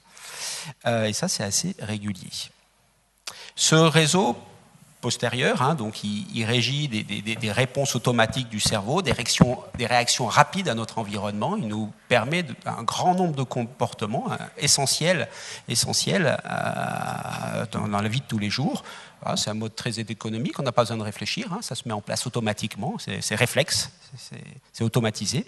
Et c'est finalement cette source de distraction, hein, des enfants TDAH, qui fait que ces enfants-là ont une obéissance aveugle à l'environnement. Un son, je tourne la tête. Une mouche qui passe, je la regarde. Une feuille qui tombe par la fenêtre, je suis en train d'écouter un cours, je tourne la tête, je regarde cette feuille qui tombe. Ainsi de suite. Et provoque aussi un manque de flexibilité et d'adaptation. Ça nous rend dépendants à notre environnement. Et les signes du TDAH se trouvent ici. Et puis, il y a un réseau intérieur, hein, le réseau de la réflexion, hein, qui va sélectionner des objectifs. Un objectif, alors Jean-Philippe nous a dit, il faut avoir un objectif précis, à court terme, hein, mais on a souvent plusieurs choses en tête, on a souvent plusieurs objectifs à penser. Hein. Il peut y avoir des compétitions, et c'est le siège de l'attention volontaire, l'attention soutenue, dirigée dans un but, hein, et la capacité à maintenir cette attention de manière efficace jusqu'à la fin de la tâche. Et après, on peut relâcher. Ça s'associe, ce réseau antérieur, à toutes les facultés d'organisation, de planification et donc, du coup, d'anticipation des conséquences de nos actes. Si je fais ça, qu'est-ce qui va se passer? Si je touche les clés du docteur Revol, ça ne se fait pas. Socialement, il ne va pas être content. Il est gentil, mais ça va quand même l'agacer au bout de la 10e fois. Voilà, on peut réfléchir. Si je traverse la route sans regarder, qu'est-ce qui va se passer, hein? Et c'est un réseau qui est très important pour s'adapter à des situations nouvelles, pour résoudre des situations nouvelles qu'on ne connaissait pas. Le réseau antérieur, lui, c'est des situations que l'on connaît. Il y a une borne rouge, je tourne à droite. Le jour où la borne est plus rouge, elle est bleue, je ne sais pas quoi faire. Hein. Là, il faut utiliser plutôt un système antérieur pour réfléchir sur dans quelle direction je vais prendre. Et ce réseau antérieur est très important pour l'autonomie. Donc ça, je vais peut-être passer un petit peu, je l'ai déjà un petit peu dit. Donc finalement, hein, Jean-Philippe a insisté sur, rapidement, tu es passé rapidement, mais sur cette notion d'équilibre attentionnel. C'est finalement un équilibre entre ces différents réseaux. Hein. Le cortex pariétal, toutes nos marmottes là, qui détectent des événements potentiellement ou pas importants, hein, et beaucoup d'événements pas importants, va aller le signaler au cortex préfrontal, qui lui, s'il tient bien son rôle, va sélectionner parmi toutes ces propositions d'informations potentiellement importantes dans notre environnement, celles qui sont pertinentes par rapport à l'objectif, par rapport à la tâche que je suis en train de faire. Je suis en train de faire un exercice de maths, il y a une feuille qui tombe, mon cortex postérieur envoie l'information devant. Si je suis concentré, j'inhibe cette information, je ne détourne pas mon attention, je continue ma tâche. Donc finalement, le cortex frontal va réguler la distractibilité, va freiner aussi l'impulsivité, tous ces comportements automatiques qui sont associés à nos perceptions. Et finalement, la problématique du TDAH, on peut la résumer ainsi, c'est qu'on a une suprématie du cortex pariétal. Alors, je ne pense pas que ces enfants ont un cortex pariétal supérieur, hein, non, je pense qu'il fait son travail, le cortex pariétal. Celui qui ne fait pas son travail, c'est le cortex préfrontal. Le cortex préfrontal n'est pas assez mature, n'est pas assez activé, du coup, il n'arrive pas à sélectionner les bonnes informations pertinentes par rapport à l'objet de ma concentration, par rapport à l'exercice que je suis en train de faire, et surtout, il n'arrive pas à inhiber tous les éléments distracteurs ou potentiellement inintéressants par rapport à l'activité que l'enfant est en train de faire. Et finalement, il y a une balance, il y a un manque d'équilibre qui fait que du coup, il y a ces actions réflexes, cette distractibilité du fait de ce manque de contrôle et de régulation volontaire de l'attention et du comportement. Alors, il y a un autre petit réseau, Jean-Philippe, tu n'en as pas parlé, mais on ne peut pas tout parler en une demi-heure. C'est un réseau plus interne, c'est un petit peu le monde de nos pensées. Hein, et par exemple, là, ça fait maintenant plus d'1 heure que vous écoutez la conférence. je peux parier que la plupart d'entre vous, pendant cette heure-là, ont été au début très concentrés, pour la plupart, et à un moment donné, je pense que vous avez dû penser à quelque chose. Car rien à voir avec la conférence, les vacances, les courses à faire ce soir, si vous allez dîner ce soir, je ne sais pas. Qui a eu, à un moment donné, comme ça, une pensée ouais. Un seul ? Ah, voilà, ça me rassure quand même. C'était pendant la conférence de Jean-Philippe ou... Ouais. Elle était longue, elle était un peu... Le neurone-chef, il s'est un peu éteint. En fait, c'est quoi? C'est juste pour dire qu'en fait, il y a quand même différentes formes d'attention. Il y a la concentration, effectivement, on fronce les sourcils, comme tu disais, et puis finalement, il y a des fois, il y a des choses qui nous viennent comme ça, un peu comme des bulles de champagne qui remontent à la surface. Hop, on va se mettre à penser à quelque chose, un peu. C'est ce qu'on appelle le vagabondage de l'esprit. Et finalement, c'est un réseau qui est encore très peu étudié. Jean-Philippe, tu me dis si je me trompe, il y a du monde maintenant, c'est à la mode. Et finalement, je le résumerai, moi, à ma façon, alors sous couvert de Jean-Philippe, une attention assez flottante. On ne dirige pas cette attention-là, elle vient comme ça, et non dirigée consciemment, sans effort, et qui est certainement peut-être le siège d'une pensée plus intuitive, plus associative, et qui permet parfois de résoudre des problèmes. Vous cherchez un mot, par exemple, vous avez le mot sur le bout de la langue, ou une solution à un problème, vous cherchez, vous rationalisez, vous froncez les sourcils, vous faites appel à votre attention, et puis vous ne trouvez pas. Puis vous lâchez, et puis d'un coup vous marchez dans la rue, et hop, d'un coup, pof, vous avez la solution à votre problème. C'est venu comme ça, tout comme une bulle de champagne qui remonte à la surface. Finalement, c'est peut-être un peu aussi ce qui se passe un peu quand on un distracteur. Oh. J'ai mon neurone chef qui est un petit peu faibli là. Du coup, ce qui se passe dans le rêve, ma grand-mère, elle me disait, t'es pas neuroscientifique, ma grand-mère, non, mais elle lui disait toujours, avant de te coucher, relis ta leçon. Elle l'a dit souvent, on le faisait pas trop, mais quand même, elle le disait très très souvent, et elle avait raison. C'est vrai que le soir, on relit sa leçon, et la nuit, qu'est-ce qui se passe? On ne fronce pas les sourcils, la nuit on ne se concentre pas. Et puis finalement, on consolide, on refait un petit peu ce qu'on a fait pendant la journée. On apprend, on consolide les informations qu'on a apprises pendant la journée. Et on a des protocoles, nous, à l'hôpital, où on fait des exercices d'apprentissage le soir avant de se coucher. Les enfants obtiennent 75% de bonnes réponses. On les laisse dormir tranquillement.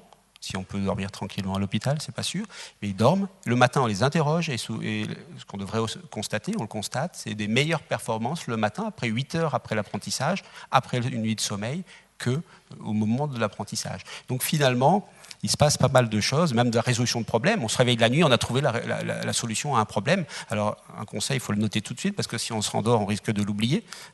Donc finalement, on a à notre disposition au niveau cérébral des modes, des fonctionnements très différents.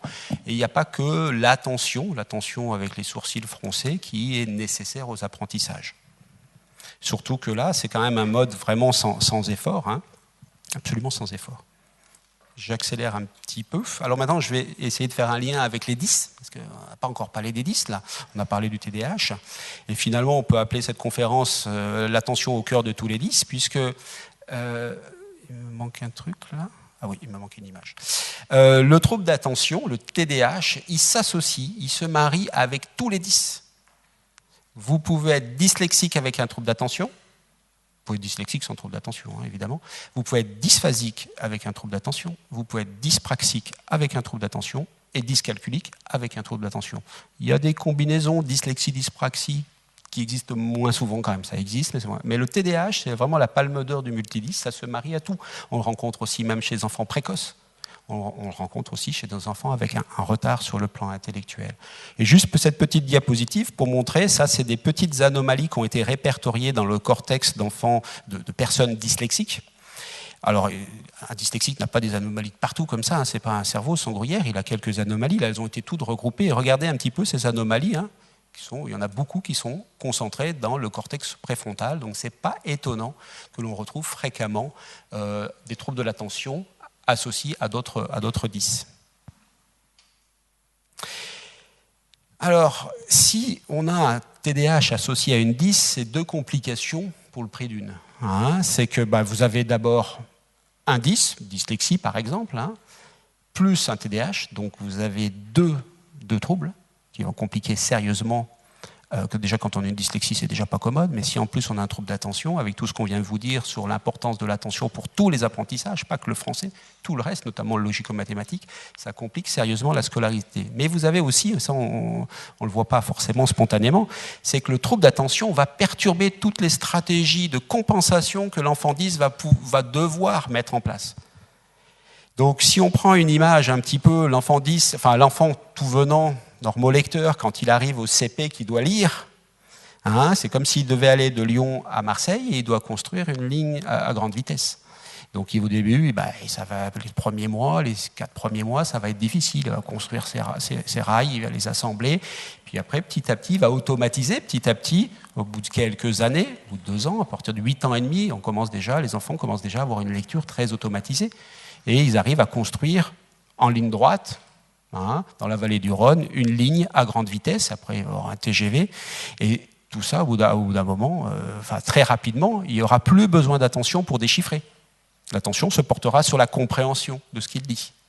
L'enfant 10, lui, il n'a pas de ligne à grande vitesse. Il est obligé de passer par des petites routes, de construire un réseau ferroviaire secondaire qui n'existe pas. Je ne sais pas si vous avez essayé de prendre le train dans la Drôme provençale, c'est franchement difficile. Et il faut qu'ils construisent, et pas à pas, avec plein de petites gares, plein d'étapes. C'est beaucoup plus long, c'est très coûteux.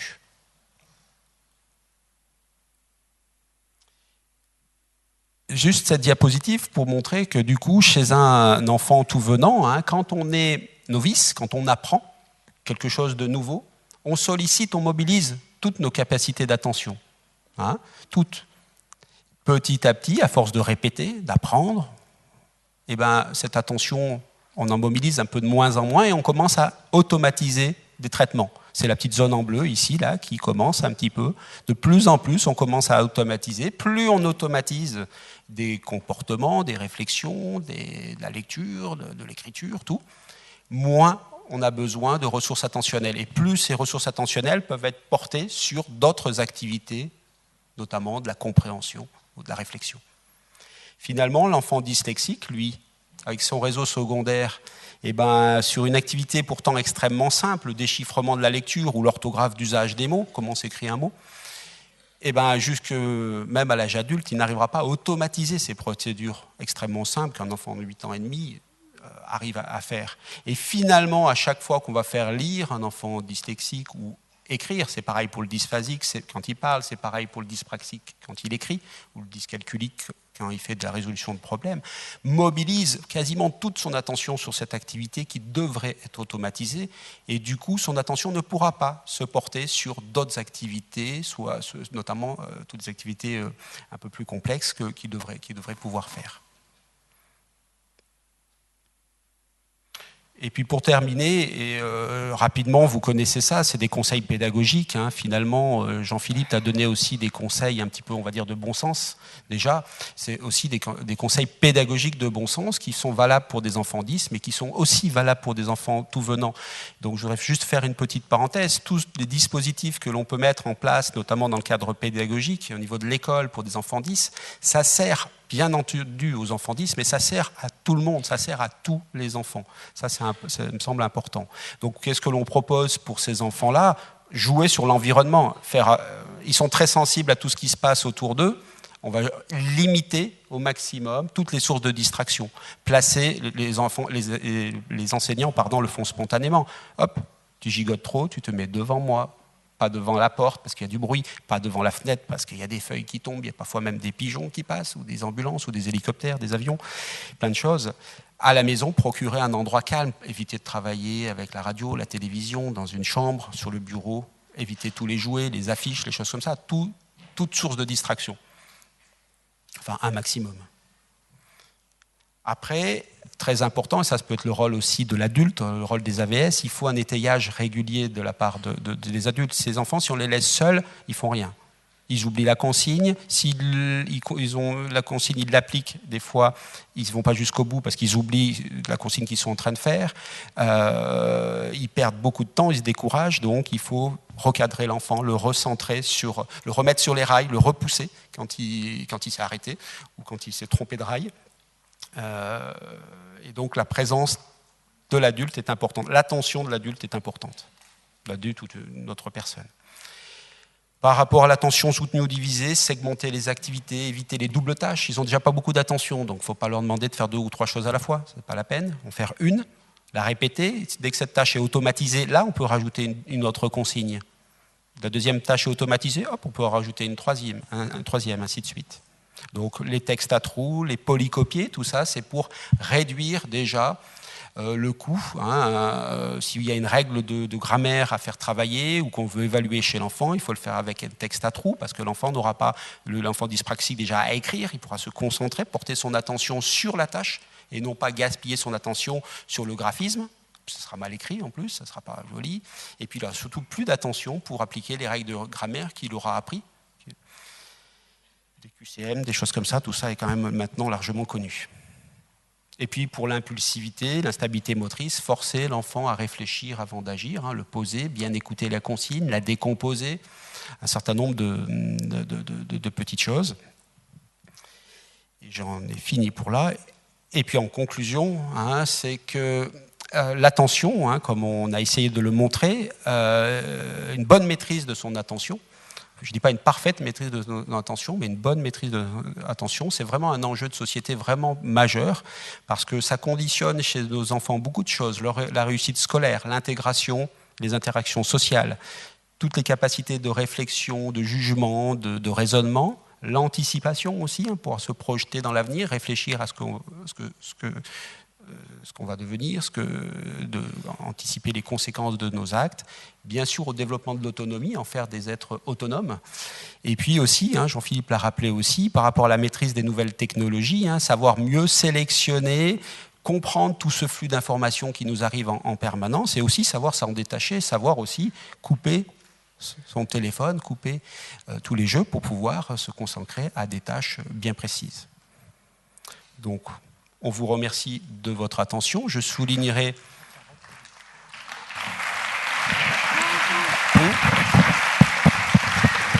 une autre séquence publicitaire. Jean-Philippe a fait 2 autres livres aussi que je vous recommande, où il explique et vulgarise très très facilement, très très bien un petit peu l'attention, le cerveau attentif et le cerveau funambule. Et vous présentez un colloque qui va être organisé, la première journée scientifique sur la rééducation neurocognitive chez l'enfant, ici à Lyon, le 2 décembre, ouvert aux professionnels. On vous remercie beaucoup.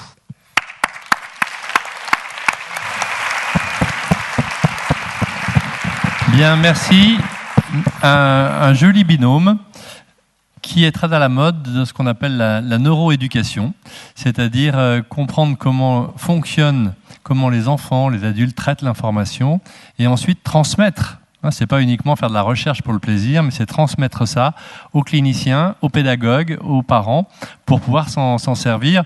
En gros, tu prenais tout à l'heure la métaphore du garagiste, et c'est un peu comme si les psychologues cliniciens, les neuropsychologues étaient des garagistes, et puis on a le contrôle technique. Là, et on aimerait tous que la personne qui a fait le contrôle technique de notre voiture puisse être en lien direct avec notre garagiste, ça nous gagnera un temps précieux et qui parle le même langage. Alors pour rester dans la métaphore automobile, vous avez remarquablement décrit le quotidien de ces enfants-là, le cerveau de ces enfants-là, où tout marche bien, comme vous l'avez dit, ils sont intelligents, sauf le cortex préfrontal qui est un peu en deçà. Et on peut comparer ça, le cerveau d'un enfant TDAH, à une voiture qui a toutes les options et il lui manque encore le freinage.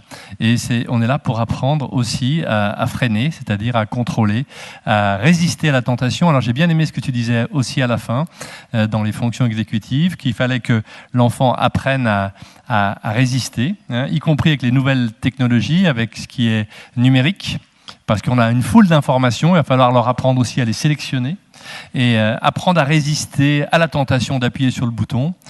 Tu disais que, je crois que Jean-Philippe disait en introduction que à l'école, il n'y avait pas forcément les mêmes outils numériques que ce qu'on avait à la maison et que ce n'était pas très simple. Et que c'est vrai que quand vous rentrez de l'école avec une pile de devoirs et qu'ils rentrent de l'école avec une pile de devoirs, donc l'appel des devoirs, et puis qu'ils arrivent à la maison, ils ont juste appuyé sur un bouton et ils ont Call of Duty, l'appel du devoir, et qui est nettement plus fun que l'appel des devoirs. Donc merci pour votre intervention que je trouve remarquable, extrêmement intéressante. Et il nous reste un petit quart d'heure pour discuter et à vous de poser des questions ou d'apporter des témoignages. Donc voilà, la parole est à la salle. qui veut se lancer? Oui? Appuyez sur le bouton qui est devant vous. Voilà. Vous m'avez un peu effrayée en disant qu'un enfant dyslexique, par exemple, et TDAH, c'est très difficile. Alors, moi, j'ai une petite fille qui a 12 ans, qui est suivie dans le service du professeur Revol. Moi, je suis inquiète parce qu'elle est multi-10 et TDAH. Alors, comment on s'en sort dans ces cas-là? Parce qu'il n'y a pas que la dyslexie. Elle est dyspraxique, elle est dyscalculique, elle est dysphasique, elle est dysgraphique, enfin voilà. Et elle n'est pas dyslexique, par contre. Alors, on va laisser les spécialistes vous répondre, mais on a vu tout à l'heure que c'était pas forcément une calamité d'être 10. Moi, j'en fais même une chance d'être dyslexique ou dyspraxique. Je pense que, puisque Vania nous a parlé de son cas personnel, s'il n'avait pas été dyslexique, il ne serait pas là en train de nous raconter tous les travaux qu'il a fait sur l'attention.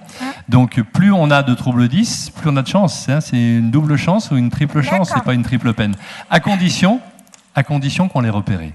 Et ça devient extrêmement délétère. À partir du moment où on ne l'a pas repéré, on dit, mais regarde, on soigne ta dyslexie, tu as de la rééducation ou ta dyspraxie, et ça n'avance pas, hein, comme tu l'évoquais tout à l'heure, mais qu'est-ce que tu fais? Fais un peu attention. Mais à partir du moment où on a mis un sens, on a donné du sens, on a mis un diagnostic dessus, ça devient plus simple, parce que, comme l'ont expliqué remarquablement Jean-Philippe et Vania, ça a un coût cognitif. C'est-à-dire que quand vous devez lutter contre la dyslexie, ça vous bouffe votre énergie. Et quand vous avez aussi à lutter contre le déficit d'attention, eh bien, vous n'avez plus de ressources attentionnelles nécessaires. Mais peut-être que les cliniciens, tu peux rajouter quelque chose? Rien à rajouter, c'était parfait. Ah, non, je crois que c'est important, c'est le repérage, parce que pendant de longues années, on a commencé à repérer notamment les dyslexiques. Hein. Et puis après, c'est la dyspraxie qui a été repérée en premier. La dyspraxie, mais effectivement, souvent, le trouble d'attention restait dans l'ombre. Oui. C'est vrai que l'enfant 10, il se fatigue, il fait beaucoup d'efforts, ses ressources attentionnelles, il les épuise très rapidement à cause de ses efforts. Donc, du coup, il a peu d'attention. Donc, on dit, c'est normal, il n'a pas d'attention, c'est un 10. Puis finalement, en fait, on s'apercevait que, non, ils avaient un trouble d'attention. Et c'est effectivement quand c'est pas repéré que là, ça devient très compliqué. Mais à partir du moment où il y a un repérage, il y a un diagnostic, il y a une aide, après on peut quand même fournir des adaptations pédagogiques plus appropriées. Et puis ne serait-ce que pour l'enfant, de le savoir qu'il a un problème d'attention et qu'il ne fait pas exprès, que c'est pas un manque de volonté et tout ça, c'est aussi fondamental. C'est pas la calamité totale, quoi. Et après, c'est sûr que plus on rajoute des 10, plus c'est compliqué. Hein. Ah oui, c'est très compliqué. Oui. Ça apprend le sens de l'effort. C'est des enfants qui, on le sait, quand ils deviennent adultes, sont extrêmement persévérants. Mais elle est très volontaire. Mais bien sûr, et les rééducatrices le savent, hein, les enfants 10 et multi-10 ont beaucoup de capacités pour affronter l'échec, et ça leur servira toute leur vie. Absolument. À tel point que les Américains sont très positifs par rapport à ça. Hein. On a tous vu des offres d'emploi en Amérique, urgent, recherche, architecte, dyslexique. Hein, parce qu'ils savent que celui-là, il rendra les plans à l'heure, hein, et il ne sera pas gêné. Donc l'idée, c'est de repérer rapidement quel est le point fort. Et je pense que chaque enfant 10 a un point fort, que notre mission est de lui apprendre à le développer. Alors, il ne cherche pas des secrétaires, hein, généralement. Non, il ne cherche pas des secrétaires, bien sûr. Juste pour rebondir et refaire une dernière fois un petit cas personnel, si je n'avais pas été dyslexique, tu l'as dit, je ne serais pas là aujourd'hui parce que je n'aurais pas fait d'études. Je pense que j'aurais fait comme du côté de ma mère, qui ne sont pas dyslexiques, tous les garçons, pas d'études du tout, peut-être arrêté très tôt. C'est vrai que ça a développé un sens de la persévérance, d'acharnement, que j'aurais pas, certainement pas. Je serais assez feignant, je pense, si j'étais pas dyslexique. D'accord. Merci beaucoup. Oui. Bonjour. Est-ce qu'il y a une application de l'hypnose dans les déficits d'attention ?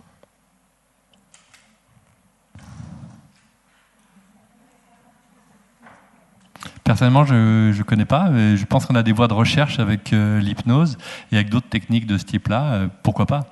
Pour l'instant, je ne pense pas qu'on ait fait de recherche. Jean-Philippe, tu en as vu passer? Non, j'ai rien vu. C'est pas forcément idiot, hein, parce que dans une séance d'hypnose, il y a en fait une sorte de contrat qui est tacite avec l'hypnothérapeute, où vous acceptez qu'il décide pour vous de ce qui est important et de ce qui ne l'est pas, pendant un moment donné. Donc d'une certaine façon, il va vous placer dans une situation avec une intention unique, en oubliant tout le reste. Tout le reste n'existe plus. Et finalement, c'est un état qui est proche de celui qu'il faut rechercher pour être bien concentré. C'est-à-dire qu'à un moment donné, je n'ai qu'une chose dans ma vie qui compte. Le reste n'existe plus. Même si c'est pendant 3 minutes. Ça peut être considéré Excusez-moi, ça peut être considéré comme une rééducation? Comme une, pardon? Une rééducation? Pourquoi pas, ouais. Je pense que, après, vous avez l'hypnose, vous avez l'auto-hypnose aussi. Et puis vous avez différents degrés. Pourquoi pas? Il faut être ouvert, hein, bien sûr.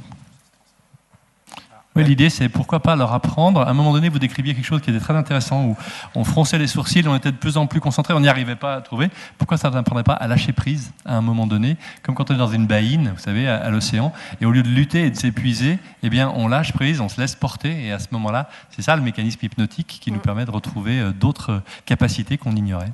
Pourquoi pas? C'est une bonne idée. Tu veux dire quelque chose, mon grand? Vas-y, appuie sur le bouton.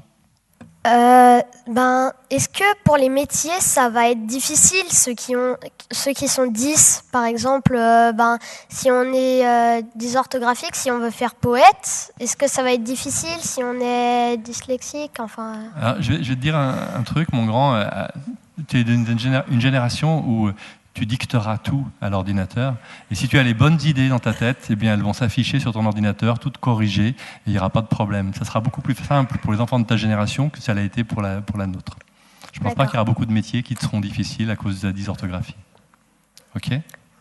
On peut prendre une secrétaire, ou tu te maries avec quelqu'un qui fait pas de faute d'orthographe. Tu peux te marier avec une secrétaire aussi. Non.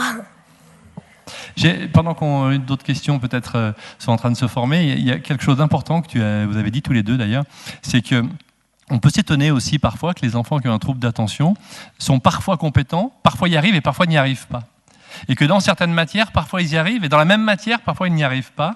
Et ce qui fait que les profs ont beau jeu de dire « tu vois quand tu veux ». Or, il y a quelque chose qui est très vrai dans tous les troubles neurodéveloppementaux, donc d'origine neurologique, c'est qu'on arrive mieux à faire les choses de façon automatique que sur commande. Et qu'à un moment donné, plus on va lui demander, plus on va insister pour le petit dyslexique le faire lire, et on va lui demander de lire au tableau, il aura beaucoup plus de peine à lire au tableau que de lire spontanément dans son car en allant à l'école, par exemple, où il va déchiffrer les choses. Et si les profs lui disent « tu vois, quand tu veux, tu peux », c'est l'inverse qu'il faudrait lui dire, c'est « quand tu veux pas, que tu peux ». Et la deuxième chose aussi, et là vous m'avez apporté un éclairage extrêmement intéressant, quand vous dites peut-être avec le même prof, dans la même matière, il peut y arriver ou ne pas y arriver, ou plutôt avec un prof différent, quand vous disiez qu'il faut que le prof soit connecté aussi avec l'enfant, comme l'enfant doit être connecté avec le prof. Et ce qui nous fait dire, nous, en tout cas les spécialistes, que les enfants 10, ou surtout les enfants avec des troubles d'attention, sont très prof-dépendants. C'est-à-dire qu'en fonction de la qualité de la relation qu'ils ont avec le prof, ça va marcher ou ça va moins bien marcher. Et que ce n'est pas un caprice. C'est simplement une histoire de connectivité. Est-ce que ce prof a été capable? Les parents me disent qu'il marche à l'empathie. Ce n'est pas qu'il marche à l'empathie. Il marche à la façon dont il a compris que le prof s'était connecté avec lui. Donc là aussi, on a un enseignement à faire avec nos amis enseignants. Oui? Appuyez sur le bouton.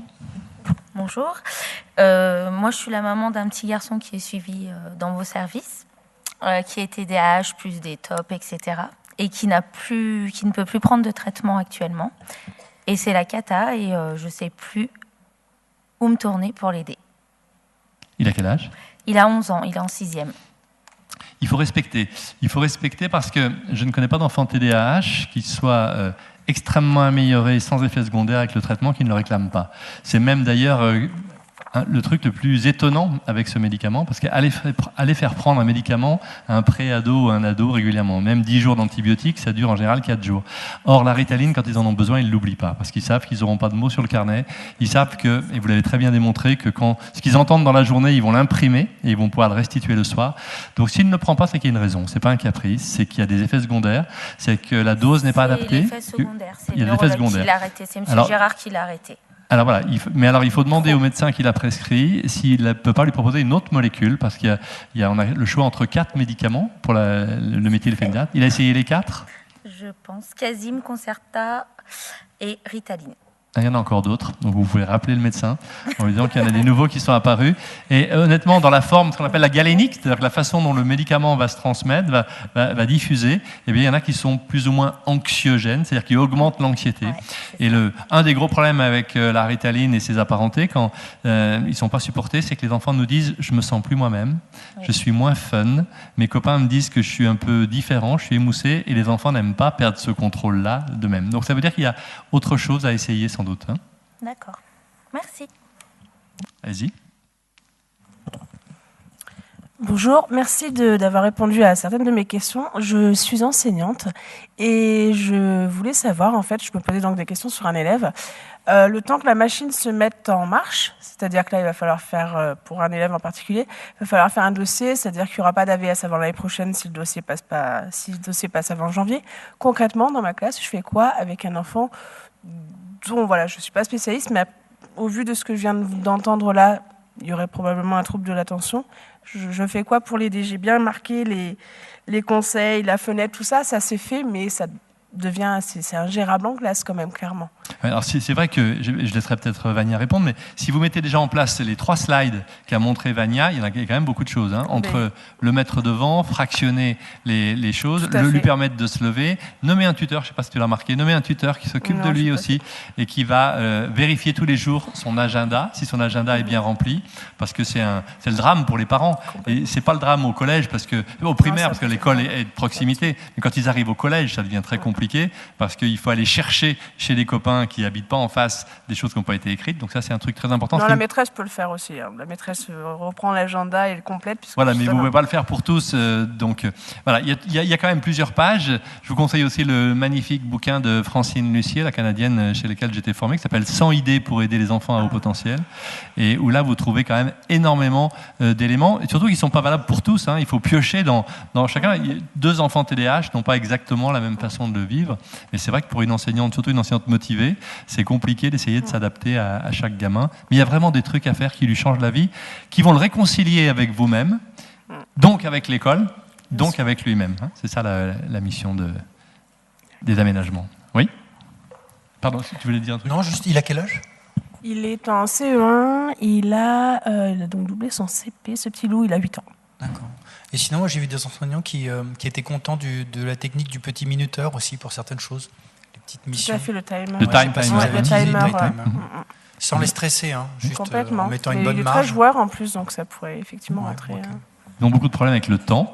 Et regardez sur une montre, une horloge, ça leur va pas. Il faut voir le temps qui diminue au contraire. C'est comme ça qu'on achète des timers pour leur montrer exactement combien de temps il reste. Je crois qu'il y a une question là-bas. Bonjour. Je suis maman d'un petit garçon qui est donc diagnostiqué TDAH, dyslexie, dysorthographie, dyscalculie et tout le team. Ma question porterait plutôt sur ma deuxième, qui en fait, je me pose des questions sur un trouble de l'attention, mais sans hyperactivité. Et je me demandais quel était, parce qu'autant le premier, on les a eu très très tôt, les signes d'appel, là, quels étaient les signes d'appel? Elle a des problèmes en maths, elle est suivie en logico-maths, elle est pas très douée en praxi. Elle lit très bien, apparemment, assez vite, mais elle n'imprime pas ce qu'elle lit. Je me demandais si ça avait un lien avec l'attention ou si c'était autre chose, quoi. Alors, effectivement, les enfants qui ont, et notamment souvent les filles, qui ont que le déficit attentionnel, qui n'ont pas l'hyperactivité, qui n'ont pas l'impulsivité, vont être repérés plus tardivement. Hein, parce que c'est vrai que l'enfant hyperactif, généralement, dès la maternelle, on s'en aperçoit. Alors, on va pas forcément... Enfin, si, il y a déjà des consultations en psychomotricité. Des fois, vous devez les voir, vous aussi, hein, pédopsie. Alors, nous, neuropsychos, on ne les voit pas, en maternelle, hein, l'orthophoniste. Mais c'est vrai que les signes d'appel vont être visibles dès que l'enfant commence à marcher. Enfin, il n'apprend pas à marcher, il apprend à courir, souvent, on dit ça. Hein, donc, voilà, l'impulsivité aussi, il faut se mettre en danger et tout ça. Et c'est vrai que les enfants qui ne bougent pas, qui sont très, très calmes, qui n'ont qu'une attention très labile, ça va surtout se repérer à partir du CP. Alors, on essaye de ne pas s'affoler non plus dans la première année de CP, mais CP, CE1, CE2. Et là, effectivement, on va, tout ce qu'on a décrit, là, notamment dans le registre de l'inattention, on va le voir apparaître. Alors, ça va se voir notamment au niveau logico-mathématique, ça, c'est pas très étonnant. Ça va se voir au niveau aussi un peu de la motricité fine. Alors, un peu moins, parce qu'il y a moins d'impulsivité, mais quand même, l'écriture, ça va être quand même plus difficile. Donc, pendant longtemps, notamment chez les jeunes filles, souvent on disait voilà, bon, peut-être en l'air, elle rêvasse un peu, elle n'est pas bonne en maths, bon, c'est une fille, et puis c'est des enfants qui n'étaient pas du tout pris en charge. Donc c'est beaucoup plus effectivement difficile à dépister et à diagnostiquer, parce qu'il faut vraiment une attention particulière de l'adulte pour repérer ces troubles-là, ça ne se voit pas. Hein, on bouge de partout, on saute de partout, ça se voit, ça irrite assez facilement. Mais cette inattention, il faut vraiment la regarder, la scruter pour la diagnostiquer. Donc effectivement, ils vont être pris en charge un peu plus tardivement. Donc vous pensez qu'il faudrait quand même que je la fasse consulter au vu des... 7-8 ans, s'il y a des doutes sur l'attention et la concentration, hein, si vous avez plusieurs personnes, plusieurs professionnels ou des personnes de votre entourage, mais surtout des professionnels, des enseignants notamment, en CP, en CE1, qui ont repéré des problèmes d'attention. S'il y a une plainte un peu constante dans différents milieux, différents environnements, par différentes personnes, ça c'est une preuve assez forte qu'il y a certainement des difficultés d'attention. Juste une difficulté d'attention particulière une année avec un prof, bon, on peut se dire que c'était un peu dépendant à la personne, mais si c'est dans différents environnements, avec quelle que soit la personne, si ça a une incidence après aussi sur le plan scolaire, avec des résultats scolaires pas très bons, sur le plan psycho-affectif, sur le plan de la motivation, oui, je pense qu'il faut se poser des questions, il faut consulter. Après, il y a des enfants avec un trouble d'attention qui réussissent très très bien, hein, et qui arrivent à compenser leurs difficultés. Des difficultés sont bien tolérées, il y a des aménagements qui se mettent en place spontanément, et des fois on les voit apparaître, ces enfants, qu'à partir du collège. À partir du collège, où là il faut beaucoup plus d'organisation, de planification, il ne faut plus donner un résultat, il faut expliquer comment on a fait. Et des fois, pendant toute la primaire, ça reste pas trop mal, un peu difficile, mais pas trop mal, et au collège, ça peut être un motif de consultation. Mais là, il ne faut peut-être pas attendre. Question là-bas, oui. Appuyez sur le bouton. Celui-là, c'est parfait. Bonjour, donc moi je suis consultante en intégration motrice primordiale, donc je travaille avec les réflexes archaïques notamment, et je n'ai absolument pas entendu parler de cela pendant vos interventions. Est-ce que pour vous, il n'y a aucune association possible avec les troubles d'apprentissage, dyslexie ou autres? Voilà. Ma question est là. Personnellement, je ne suis pas compétent pour vous répondre, donc je ne me risquerai pas. Donc j'appelle un ami, Vania. On peut appeler un autre ami aussi. Par rapport aux troubles d'attention, je ne suis pas spécialiste de toutes ces théories-là et de toute cette approche-là, mais par rapport aux troubles d'attention, je ne vois pas bien le lien. Je sais qu'il y avait pas mal d'enfants qu'on suit en consultation, des enfants notamment dysphasiques, qui ont des gros troubles, ou des enfants dyspraxiques, qui vont souvent un petit peu faire cette méthode-là. Parfois avec des bénéfices, parfois pas avec des bénéfices, mais pas avec des bénéfices. Par rapport à l'attention, je ne vois pas bien, je vous avouerai, le lien et l'intérêt. Mais je sais que c'est pratiqué pour des enfants avec des grosses dysphasies assez sévères ou des dyspraxies bucco-faciales. J'ai quelques souvenirs. Mais par rapport à l'attention, j'ai pas de... Vous avez vu les papiers qui étaient validés sur des études de ce type-là? Vous avez vu des articles, des choses qui ont été écrites? Oui, bien sûr. J'ai travaillé avec le docteur Mazgutova, notamment, qui est russe, le docteur Peter Blate, en Angleterre. Et moi, donc, ça fait 10 ans que je travaille avec ces techniques-là, et il y a des résultats intéressants, quoi.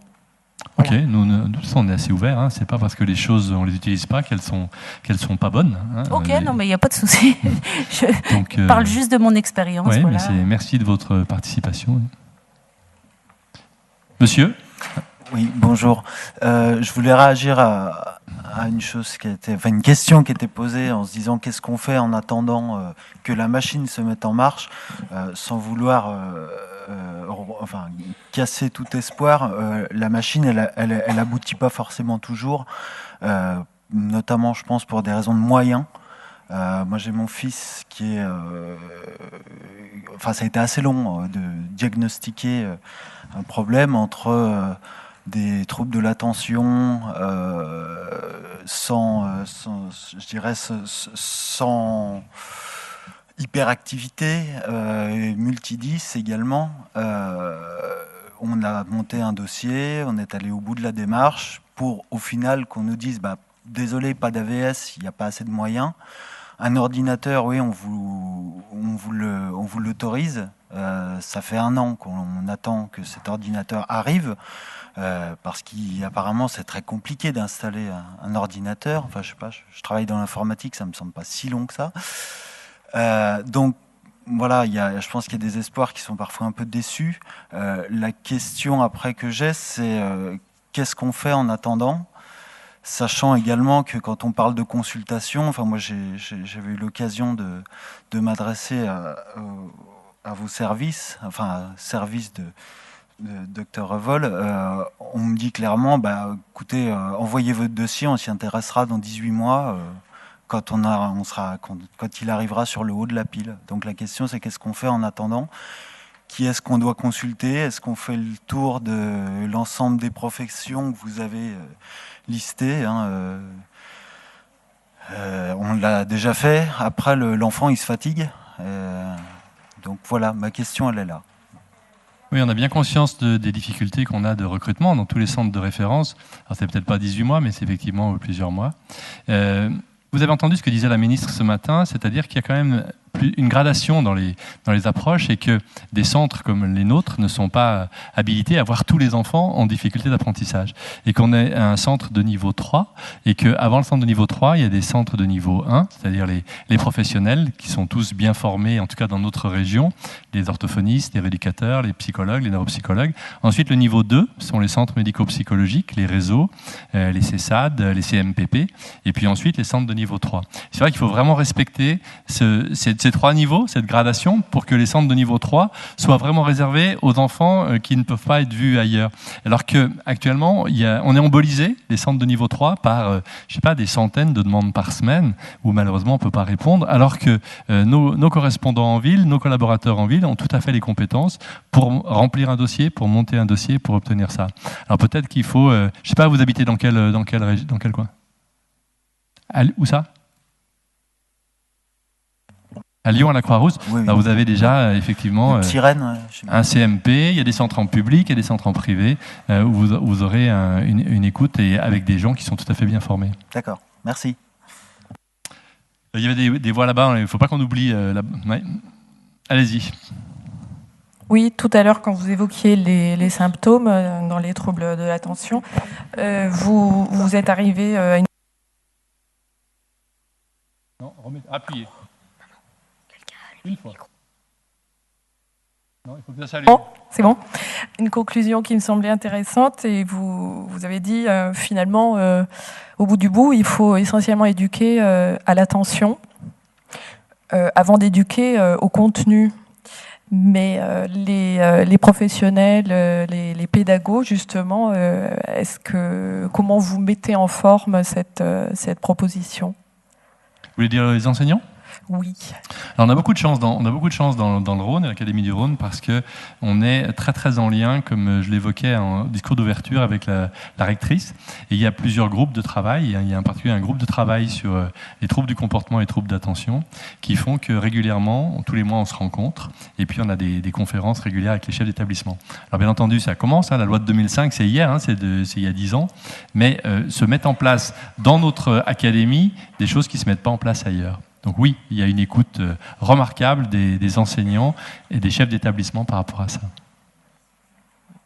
Derrière vous, je crois qu'il y a une autre... Oui, pardon, excuse-moi. Non, juste par rapport à... Je crois que c'est moi qui avais dit qu'il fallait d'abord éduquer l'attention avant le reste. Et c'est vrai que pour l'instant, il n'y a pas énormément d'offres, il faut bien reconnaître, en termes de programmes pour éduquer l'attention. Donc c'est un petit peu, ça va venir. Oui, parce que, par exemple, est-ce que ça peut être introduit c'est dans les primaires, on y va vers la méditation, pleine conscience des choses qui sont peut-être des démarches apaisantes et qui appellent au calme. Et au niveau des collèges, tout ça, est-ce que ça suit son cours? Pour l'instant, ça se fait un petit peu au cas par cas en fonction de la personnalité d'un enseignant qui, à un moment, va être motivé par quelque chose, il va vouloir introduire une approche.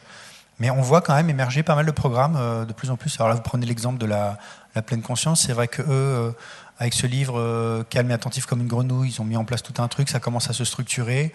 Le yoga à l'école. Enfin, vous avez pas mal d'initiatives. Peut-être à un moment, il faudra essayer de structurer tout ça pour voir un petit peu qu'est-ce qui est bien pour qui et à quel moment. Laissez un petit peu de temps. Il faut que tout ça mûrisse. Il faut qu'on évalue aussi si ça marche ou non. Par exemple, Atoll n'a pas été évalué. On ne sait pas si ça marche, tout simplement. Il faut être honnête.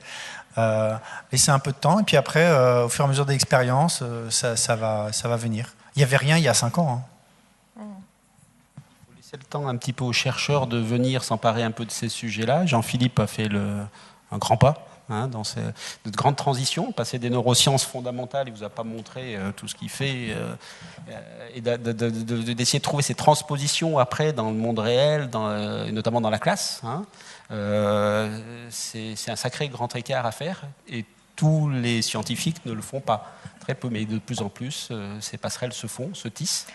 Et ça, c'est important, ça se construit. Alors, c'est sûr que ça va peut-être pas assez vite, on aimerait que ça aille plus vite, mais très honnêtement, c'est vrai que ça a énormément évolué. Et il y a des labos maintenant qui s'intéressent à ces sujets-là.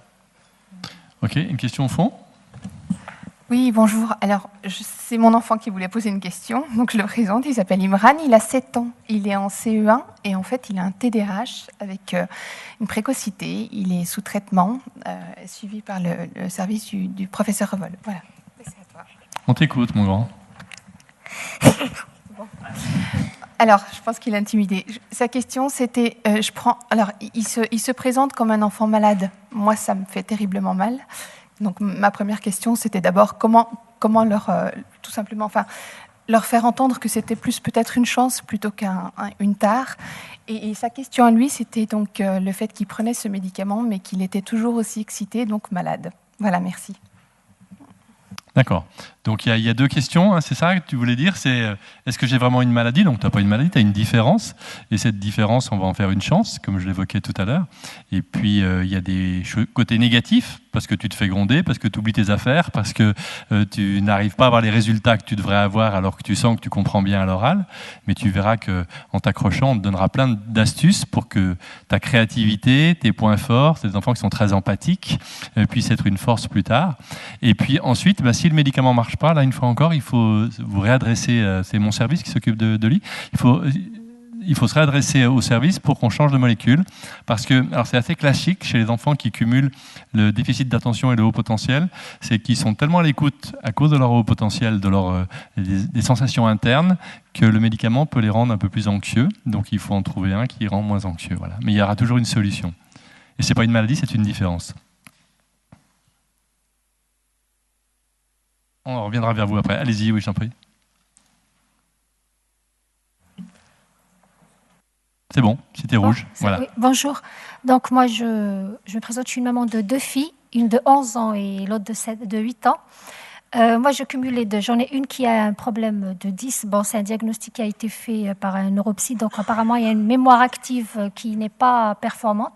Mais d'après ce que je vois, je pense qu'elle a aussi des troubles d'attention parce qu'elle a vraiment beaucoup de mal à se concentrer. J'avais fait tous les bilans, mais on a sorti que ça. C'est pas quelque chose de très grave, d'après les spécialistes, mais pour moi, c'est très grave parce que ça l'empêche d'aller dans ses études. Et quand elle me dit « Maman, j'ai envie de devenir médecin », et que je vois qu'autour d'elle, l'école et les enseignants ne font aucun effort, façon de dire que cette fille finira au CAP, alors que sur le plan intellectuel, elle n'est pas atteinte, ça, c'est quelque chose quand même qui me touche beaucoup. Et la deuxième question, c'est ma deuxième fille qui a haut potentiel. Donc, regrouper les 2 dans la famille fait que je m'occupe beaucoup de la première et qui pense qu'il y a un cancre par rapport à sa sœur qui est cadette d'elle de 3 ans qui répond à sa place. Et par rapport à la petite qu'on néglige en se disant, bon, elle est haut potentiel et qu'on ne s'en occupe pas et que finalement les hauts potentiels ont un problème social et psychologique qui est autre que dans les études, en fait, on se dit à peine est-ce qu'ils ne vont pas devenir schizophrènes ou est-ce qu'il y a la limite quand ils sont à haut potentiel, ils ont un problème psychologique, social, affectif et émotionnel. Et quand ils ont un problème de 10, on peut les pousser à fond, mais par contre, on peut pas faire plus que ça parce que on ne peut pas leur apprendre. En tant que parent, on ne peut pas leur apprendre, on n'a pas les méthodes qu'il faut. Donc moi, je vous pose la question, c'est une maman comme moi qui n'a pas forcément de grands problèmes pour être suivie dans votre service et qui ne connaît pas forcément des spécialistes ou des personnes qui travaillent dans ce sens, elle fait quoi, sachant que l'école ne m'a jamais interpellée ni pour celle qui a des problèmes d'apprentissage, ni pour celle qui a haut potentiel. Donc, dans tout ce bande-là, on a l'impression qu'on ne devient que parent, on n'a pas de vie professionnelle. Voilà ma question. Je pense que pas mal de parents ont ce genre de problème. Ok, j'entends bien votre question, et votre question est finalement préventive, puisque les enfants ne sont pas en difficulté à l'école. Alors, on ne va peut-être pas mélanger tout, et le haut potentiel, ça pourrait faire l'occasion d'une autre session, mais là, on est vraiment sur les 10 aujourd'hui, donc même si c'est un sujet qui m'est cher, je ne veux pas en parler maintenant. Moi, je vous conseille vivement, pour le cas de votre fille qui a haut potentiel, de vous adresser aux associations de parents qui sont ici, qui sont aussi pertinentes que sont les associations d'enfants 10, c'est-à-dire des gens qui ont compris vos besoins et qui sauront vous apporter des réponses avant même que les problèmes ne surgissent, puisque c'est votre question. Et puis ensuite, après, vous posez un problème qui est très juste, qui est très pertinent, c'est on n'a pas 2 enfants pareils, et chaque enfant a aussi ses particularités, son profil cognitif qui est particulier, avec parfois le risque que l'intérêt d'une famille soit un peu dérivé sur l'enfant qui posent le plus de problèmes ou les problèmes les plus explosifs et qu'on laisse un peu tomber les autres. Donc c'est là que je vous conseille vivement d'être en contact avec les associations de parents qui sauront vous expliquer. On va prendre une question peut-être de... Oui ? Ah là, on ne vous entend plus là. On ne vous entend plus du tout. J'ai dit que le haut potentiel, pour moi, était un défaut d'apprentissage aussi. C'est pour ça que je voulais... Parce qu'eux aussi peuvent avoir des troubles d'attention, comme l'enfant là-bas. C'est pour ça que je me dis, les hauts potentiels, ce n'est pas des enfants à problème, autant que les enfants qui ont des dysfonctionnements cérébraux qui sont bien définis. Mais les enfants au potentiel ont des problèmes d'apprentissage, mais qui ne sont pas pour les mêmes raisons que les enfants 10. Hein. Et là, il faut quand même qu'on se limite aux enfants 10 aujourd'hui. Il y a une question là, puis je viendrai vers vous après, oui. Oui, bonjour. C'était plus pour parler de mon vécu. Je suis maman de 2 enfants, tous les 2 diagnostiqués TDAH, une fille, un garçon. Je suis passée par 2 voies différentes pour le diagnostic. Mon fils est suivi dans votre service depuis 3 ans maintenant. Ma grande a été diagnostiquée en libéral, neuropsychologue, et tout le reste. Que ce soit dans votre service ou en libéral, le parcours, c'est un parcours du combattant. Donc oui, ok, il y a des centres de référence, mais que ce soit, oui, vous avez envie que votre enfant soit suivi aux meilleurs endroits, mais que ce soit à droite ou à gauche, c'est pareil. C'est dur, tout le temps.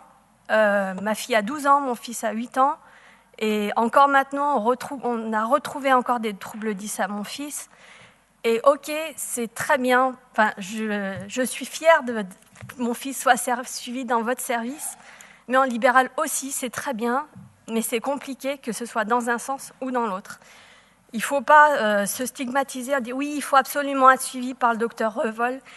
Comme vous disiez, il y a des professionnels en libéral qui sont très bien. Moi, j'habite dans l'Isère, donc c'est pas la même chose encore, mais en tout cas, sachez que ce soit en libéral ou à l'hôpital, c'est le même parcours du combattant. Oui, tout à fait. Et encore, vous avez la chance d'avoir un lieu il y a énormément de parents qui n'arrivent pas à rentrer dans le circuit. Une fois que vous y êtes, vous y êtes, même si c'est encore perfectible. Il y a trop de parents encore qui sont sans diagnostic et sans prise en charge. Il y avait une question en face, monsieur. Appuyez sur le bouton. Changez de siège. Voilà, là c'est bon. J'ai une fille qui est 10, qui a 9 ans, et parmi tous les délais d'attente qu'il y avait, comme à titre professionnel, je fais 5% de mon temps en musique. Je l'ai initiée à la musique et elle va au conservatoire. Et on a pu voir que la musique, c'est très bénéfique. Elle avait du mal à lire les textes, etc. Par contre, la musique, elle déchiffre ça très bien. Science du rythme, tout est OK, etc. Enfin bon, elle intériorise plein de choses. Donc, aux États-Unis, la musique a le même coefficient que les maths. En France, la musique, c'est juste des fois une affaire de certaines personnes un petit peu allumées. Alors, la question, c'est assez technique. Est-ce que dans le développement du lobe préfrontal, en quoi et comment la musique peut agir, en fait? Alors, on va laisser la parole, c'est une très bonne question, on va laisser la parole au neuropsychologue, mais je parle sous votre couvert, c'est pas le même hémisphère, hein, le langage et la musique, a priori. En principe, encore que. J'ai pas la réponse à cette question. Hein. Il y a des gens à Lyon qui travaillent sur la musique. Cerveau et musique sont très bien. Barbara Tillman, par exemple, il y a toute une équipe de recherche là-dessus qui pourrait mieux vous répondre. Ce que je peux dire, c'est qu'avec Vania, dans le test qu'on a fait chez les 1000 enfants, de test de concentration, il devait remplir un petit questionnaire. Et un des seuls effets qui soit sorti, comme influence d'une activité annexe sur l'attention, c'est qu'effectivement, en primaire, ceux qui faisaient de la musique avaient tendance à être très légèrement au-dessus, globalement. Hein. Donc ça va un petit peu dans le sens de ce que vous dites. Après, je dirais que si on veut imaginer l'activité idéale pour entraîner l'attention, ce serait une activité où, dès que vous êtes plus dedans, dès que vous êtes plus concentré, immédiatement, vous avez un retour, c'est-à-dire que vous le savez, parce que vous faites une fausse note, dans ce cas-là, vous voyez une erreur, et qui en plus est extrêmement gratifiant, c'est-à-dire que dès que vous progressez, vous en tirez une satisfaction. Et la musique semble aller dans cette direction-là, c'est-à-dire que dès que vous jouez un petit peu mieux, tout de suite vous le sentez, vous êtes récompensé, et en même temps, dès que vous déconcentrez, vous sentez que ça va plus, vous avez un retour tout de suite. Parce que si vous attendez une demi-heure ou 10 jours avant de savoir que vous êtes déconcentré, ça ne marche pas. Donc ça colle aux caractéristiques de ce qu'on pourrait appeler une activité idéale pour améliorer son attention. Okay. Certains sports aussi. C'est d'ailleurs comme ça qu'on explique que les enfants TDAH sont malheureusement beaucoup plus vulnérables au risque d'addiction aux jeux vidéo, parce qu'ils se retrouvent, quand ils jouent à Call of Duty ou à Minecraft ou à League of Legends, ils se retrouvent exactement dans cette situation-là, où par essai-erreur, ils ont un retour immédiat de ce qu'ils font. Donc, c'est le seul endroit où ils peuvent rester acteurs de ce qui se passe, et c'est des enfants qui sont plus à risque d'être addicts et d'avoir envie de recommencer un jeu qui leur apporte beaucoup de gratification. On va peut-être prendre une dernière question. Je t'en prie, mon grand. Vas-y. Alors moi, j'ai un TDA et depuis que j'ai une AVS à l'école, ça se passe beaucoup mieux. C'est plus facile de me concentrer. Je me concentre mieux avec quelqu'un qui est derrière moi. En fait. C'est une bonne remarque. Et dis-nous, puisque ça va renseigner ceux qui ont moins l'habitude, qu'est-ce qu'elle fait au quotidien, l'AVS, avec toi ? Comment elle t'aide ? Je sais pas comment dire. Elle m'aide à me concentrer. Quand je pars, quand je commence à discuter avec des copains à côté, elle me redit de me remettre au travail. Elle m'aide. Est-ce qu'elle vérifie ce que tu as bien marqué sur ton agenda, les choses ? Oui, et même des fois, elle me les marque. J'ai pas fini d'écrire quelque chose et elle m'avance, elle m'écrit les devoirs et. D'accord. Ouais, je pense que c'est un très bon témoignage. Effectivement, l'AVS, quand on a un trouble d'attention, c'est nécessaire. Même s'il faut qu'un jour tu apprennes à t'en passer. C'est juste une béquille qu'on te donne à un moment donné, mais un jour, il faudra que tu fasses sans AVS. Mais le temps que ton cerveau, tu as vu que le cerveau, il allait continuer à avancer, à mûrir jusqu'à devant là, et le temps que ton cerveau il continue, l'AVS, elle va t'aider. D'ailleurs, je trouve qu'il y a un parallèle entre ce que tu dis et ce qu'on disait sur la musique, c'est-à-dire que c'est la même chose. Dans ce cas-là, c'est la même chose. Tu vois tout de suite, il y a quelqu'un qui te dit tout de suite quand tu pars, quand tu tombes de ta poudre, quand tu te déconcentres. Et en plus, c'est quelqu'un qui ne va pas te le dire de façon négative et méchante en te mettant une petite claque à chaque fois, mais qui va être encourageante. Donc il y a une gratification, il y a une récompense. On retrouve un petit peu ce côté-là. On te dit gentiment. Vous voulez rajouter quelque chose et puis ça sera le mot de la fin ? Oui. Voilà, c'est bon. Non, appuyez. Oui. Alors, effectivement, j'ai des petits échanges avec la prof principale et effectivement, elle a noté qu'effectivement, il y a une grosse différence entre le moment où il est avec l'AVS et sans l'AVS en classe.